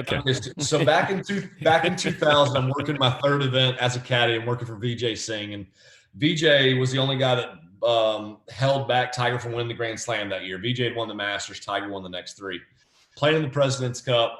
We've played against Tiger every match. The United States team is blowing out the international team. I was with Vij on the international team. And so we get paired with Tiger the last day. Ball guys have some hats that say Tiger Who. I think it's hilarious. VJ thinks it's hilarious. We wear it. We're on the 4th hole, and VJ has to 2-putt from 9 feet. And there's crickets. You hear nothing. And you look over there on the side, and Tiger's standing like this with his arms crossed and a scowl on his face. So VJ puts it down to it's hanging over the hole. I'm not embellishing the hanging over the hole. If we sit there long enough, it would have gone in. We hear crickets again. We look back over, and he's still got his arms crossed in the scowl. And Tiger loves this story now, so we're definitely not ruining any kind of inside scoop. And BJ looked at me and goes, I don't think he likes the hat. So as we tap it in from a millimeter away for par to win the hole to go 2 up, Tiger had not played well that week. Notah Begay had covered him all week. And on the next hole, Tiger turned a little more, hit about a 305-yard, 1-yard draw, 7 under on his last 13 to beat 2-1. And so my favorite part of the story is that Tiger and I had never really talked about it. I ended up working for Sean O'Hare, played a lot of practice rounds with him, but I was working for Weber in 2011, and Tiger was walking by, and I just turned to Weber. I was like, it's weird. I still feel like there's just that little something there with him and I, and I wish there wasn't. It was meant as a joke, not disrespect. And he walked by. I said, what's up, Tiger Who? He said, what's up, 2-1? He walked about another 20 yards. He turned around with that big grin that we've gotten used to seeing. He laughed. But you have to think about that. He probably thought of 2-1 every time he saw me because there was no time lapse between when I said, what's up, Tiger Who, and 2-1. And then this year at the President's Cup for Picture Day, he had everybody wear Paul Who on the back and 2-1 to pay me back. So that's probably my favorite. I have got a ton of them. He's both helped me build nice houses and places to live, and he's also taken a lot out of my pocket at the same time. So I'm glad that we all as fans get to see the new Tiger Woods. I think we're seeing the Tiger Woods after obviously golf humbled him a little bit, but also with kids now. Kids change all of us. So it's great to see how joyful he is now on the golf course. Most famous person you've either caddied for or played golf with? So definitely President Clinton when he was in office. He gave the Milosevic indictment trial from the front gate at White Oak Plantation, and we played with him 5 straight days. It was some of the best times I had in my entire life. You could give him crap, and he loved it. He loved the more junk you talked to him, the better he liked it. So that would be it. And then next would probably be playing with Michael Jordan. I was fortunate enough to play 9 holes with him. And and just ask a lot of stories. And he took a little money from me at the end of it, and that was the set of that. Well, it feels like you have to give him money to get the stories, right? Because that might be it. Yeah, that might be it. Yeah, Paul, you paid for those stories, just so you know.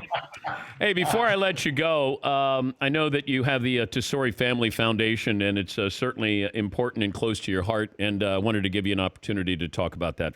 Yeah, thank you. I'll just keep it brief. But yeah, our foundation, we started in 2010.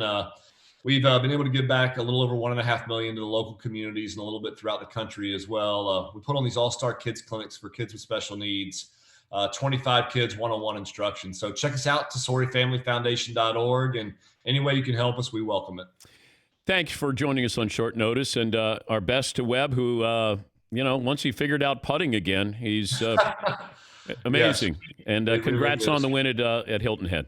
Dan, I appreciate it. Thanks for having me on. Everybody stay safe. That's Paul Tesori. He's Webb Simpson's caddy.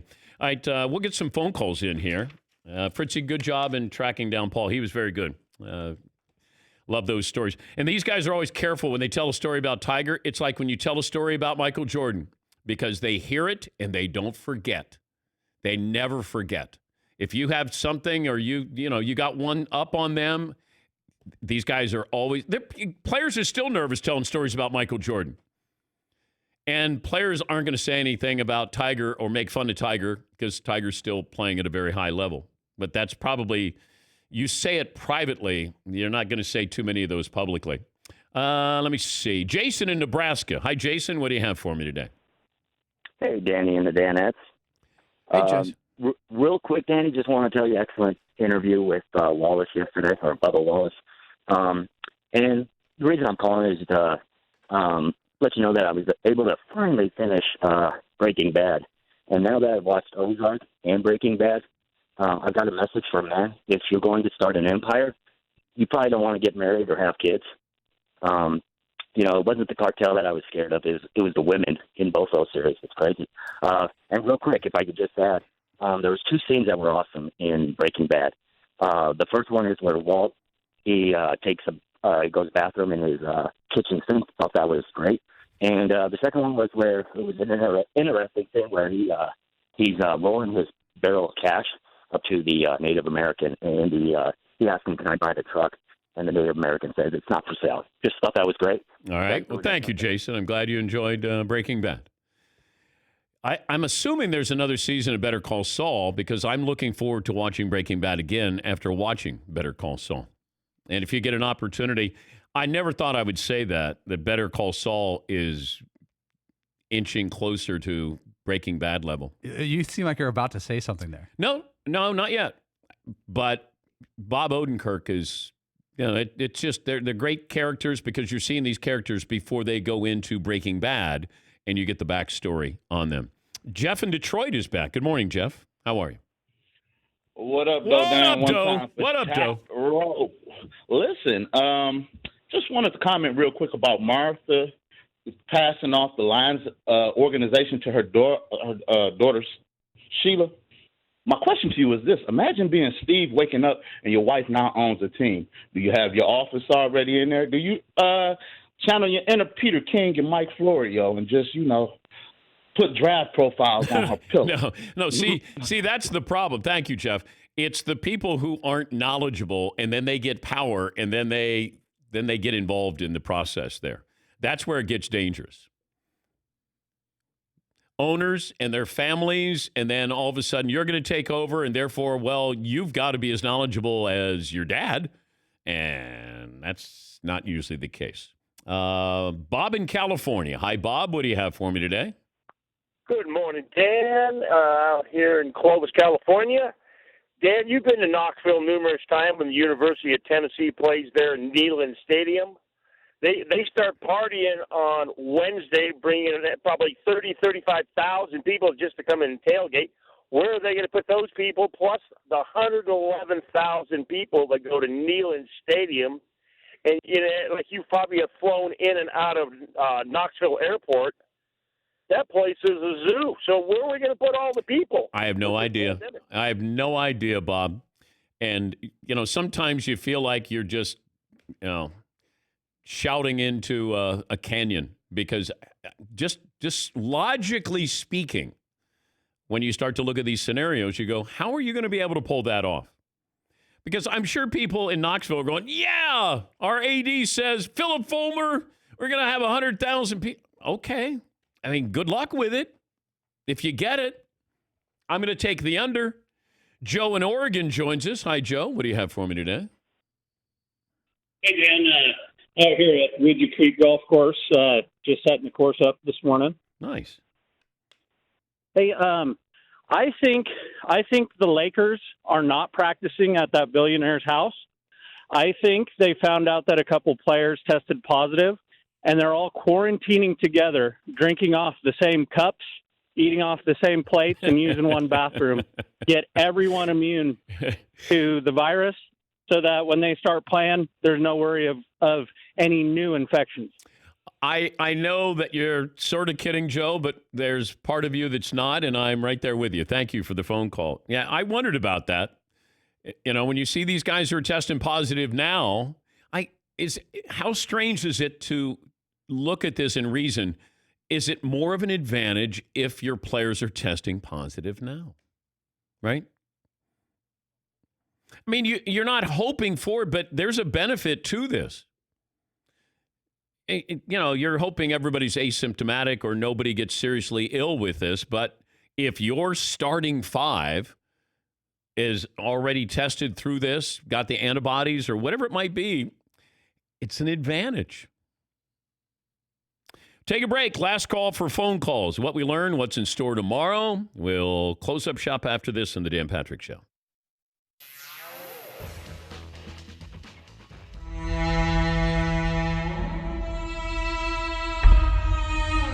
All right, it's Saving Private Ryan. First of all, how do you get cast in Saving Private Ryan? All right, so the first three movies, I have no intention of being an actor. I just want to write and direct my little movies, and I'll play a part in them. But after my third film, we have trouble getting financing for that film, and my agents say, you know, if you're going to continue to act in your movies, you should act in some studio films.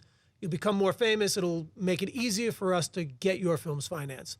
After McMullen, I start getting acting offers for, you know, Hollywood films, but I know that I'm not really an actor yet. You know, Brothers McMullen, we shot 12 days. I worked as an actor in 7 of those. I have 7 days of acting experience. You know, I'm not ready to show up and act opposite real actors. Yeah. But after 3 films in 3 years, I felt a little bit more confident. I felt like I kind of got a handle on it. So I tell my agents, all right, I'll go up for some jobs. One of the first scripts I get is Private Ryan. And they originally tell me to look at the part of the Sarge that Tom Sizemore eventually played. When I read that part, I mean, that required some real acting. There was another part of the wise ass from Brooklyn. And I was like, you know, I don't think I have the chops for the Sarge, but I can definitely handle the wise ass from Brooklyn. So I told my agents, what do you say? Like, put me up for that. And they didn't have said, to change the accent too much. Did not have to work on the accent. Which I've never been able to lose. But you saw what your limitations were, yeah. Which is pretty smart with limited experience. Yeah. That you're saying Sizemore could do that. And when you look at the movie, you realize Sizemore was perfect. Oh, perfect for it. Yeah, absolutely. I heard a story last night that you're on a there's a scene there and you blow your lines. Saving Private Ryan. So here's Spielberg. And then he comes over and talks to you about the timing issue here. Is that true? Yeah, it was a scene involving Sizemore. It's after we storm the beach and we climb up. We're at one of the sort of, what would you call it, the gunnery bunkers. One of the bunkers. There you go. So there's a shot that starts on a crane looking out over Omaha Beach. We see all the the Higgins boats landing on the beach, explosions going on. The camera pulls back, and then it reveals, I think, like Giovanni Ribisi, then Adam Goldberg, and then it comes all the way to Hanks, and then lands on me. And the scene is supposed to be, I think Hanks hands me a grenade. I'm supposed to pull the pin as Sizemore sort of works off of the bunker. I'm supposed to toss it to him so he has a better vantage point to toss it into the bunker. That's the scene. Big shot. Yeah. It goes, Hanks pulls the pin, gives it to me. And you're amped. There's explosions going off. There's machine gun fire. Extras are running around. I take that grenade, and I'm jacked up. I throw it clear over Sizemore's head.